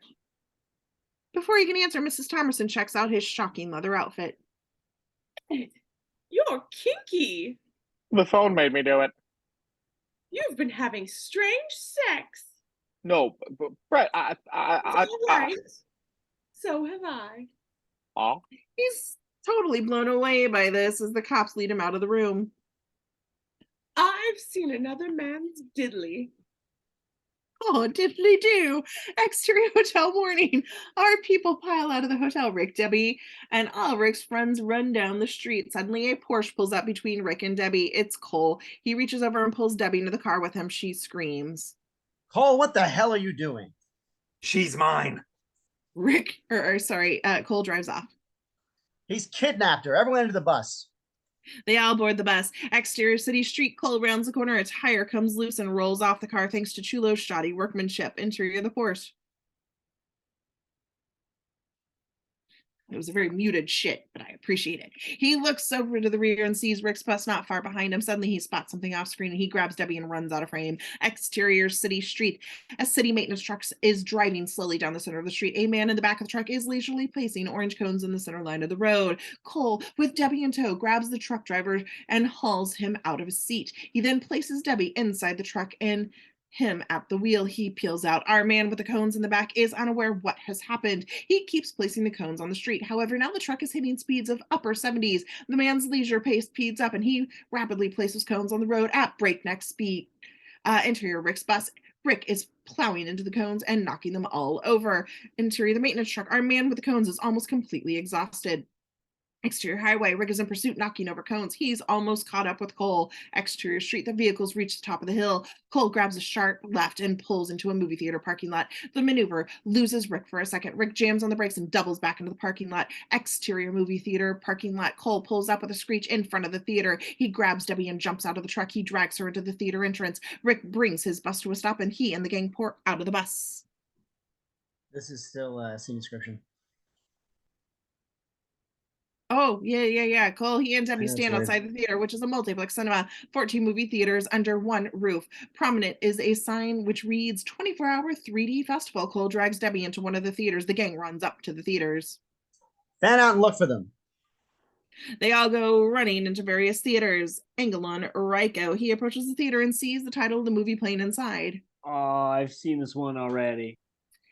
Rick chooses the theater and goes inside. Entering a movie theater, the patrons are wearing their 3D glasses watching the action on the screen. On the movie screen, we see a man and a woman arguing. Cole and Debbie enter the theater. They run down to the front of the screen, heading for the exit. Rick enters. He gives chase and catches up with Cole. He takes a swing at Cole, and Cole swings back behind them. On the screen, a man has come to rescue the woman. A fight starts in the movie also. The patrons sit calmly watching the action. Miraculously, Rick's fight with Cole is in perfect sync with the actors in the movie. Rick hits Cole with a punch that sends him backwards into several movie patrons. The patrons are impressed by the realism of the film's special effects. Cole throws a punch. Rick ducks, and the punch hits a man in the front row in the mouth.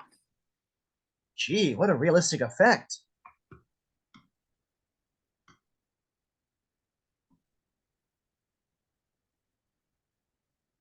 Yeah, like you're in the movie with them. Rick climbs over several rows and continues to pummel Cole. Cole grabs a woman's purse and begins to hit Rick with it. Cole runs out of the aisle, and Rick climbs over the people and dives into Cole, knocking him into the aisle. Best 3D I've ever seen. As the movie ends, Rick has Cole by the collar and is dragging him out of the theater. Interior mall outside theater. Rick exits the theater with Cole. He tosses Cole to Chulo. Debbie comes running behind Rick. Are you okay? Yeah. This has been quite a night. Here's a thought. Why don't we go home and give our private parts a workout? You're so romantic. The patrons are exiting. All of them are very up and excited by their 3D experience. Absolutely amazing. A man who has taken a punch has had his jacket ripped to shreds and doesn't seem pleased. I've seen better. Exterior bluff day. It's another gorgeous day on the bluff overlooking the ocean, just right for Rick and Debbie's wedding. We see the wedding in progress. The area is adorned with flowers.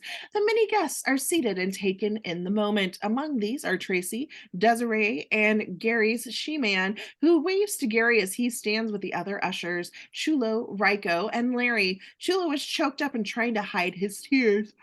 Excuse me. He looks over at Laverne, who smiles at him. Hey, man, don't forget my bachelor party's next Friday night. I'll get the hookers. No way. Nearby stands the maids of honor, Bobby, Phoebe, and Eileen, who blows a kiss to her date, Ray, one of the Japanese businessmen. The Thomersons sit in the front row. Neither of them is cherishing the moment. We'll have morons for grandkids. Or at least we'll have grandkids. They sort of smile to each other at the thought. Father Falwell is almost through with the ceremony. A car pulls up in the background. Exiting the car is Stan and a woman. O'Neill is the best man. He sees the car, pokes Rick, and he indicates Rick someone has arrived. Stan. We see the man in the car is Stan. He ushers the lady in the car to Larry. He's surprised at who she is. His wife. Sue! Hi, honey. How'd you get here? Rick called me. Larry looks to Rick and gives him a warm smile and a wave. Rick acknowledges Larry. Why don't we go someplace and talk? They walk off. Father Falwell.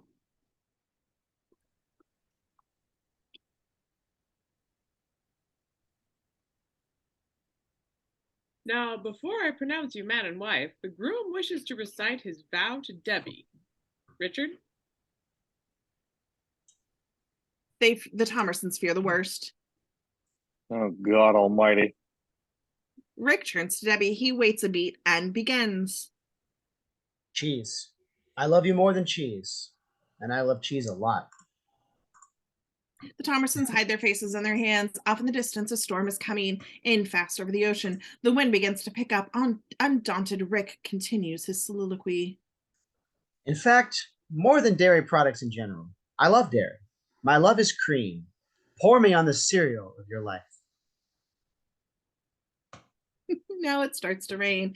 Father Falwell wants to end this to end. He calls softly to Rick, trying to get his attention. Rick, hey. Excuse me, that was gross. People begin to scurry for cover in the background. Under a tree, we see Larry and his wife huddled in each other's arms.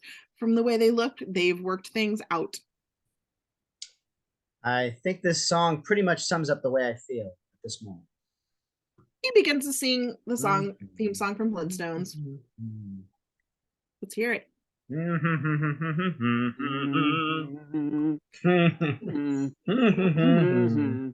Father Falwell has had enough. I now pronounce you man and wife. Goodbye. He blesses them lightning fast and springs for his car. The scene. Credits roll as Rick continues to sing in the driving rain. Debbie joins in on the chorus. She loves her man. Everyone has a run for the safety of their cars. Everyone but the Thomersons, who sit and look on bewildered. Flintstones. Meet the Flintstones. They're They're a prehistoric prehistoric family family from the town of Bedrock. They're a page right out of history. Fade out, the end. Yay. Well, thanks everybody for seeing what just happened tonight. Magical. Thank you for joining us, and goodbye.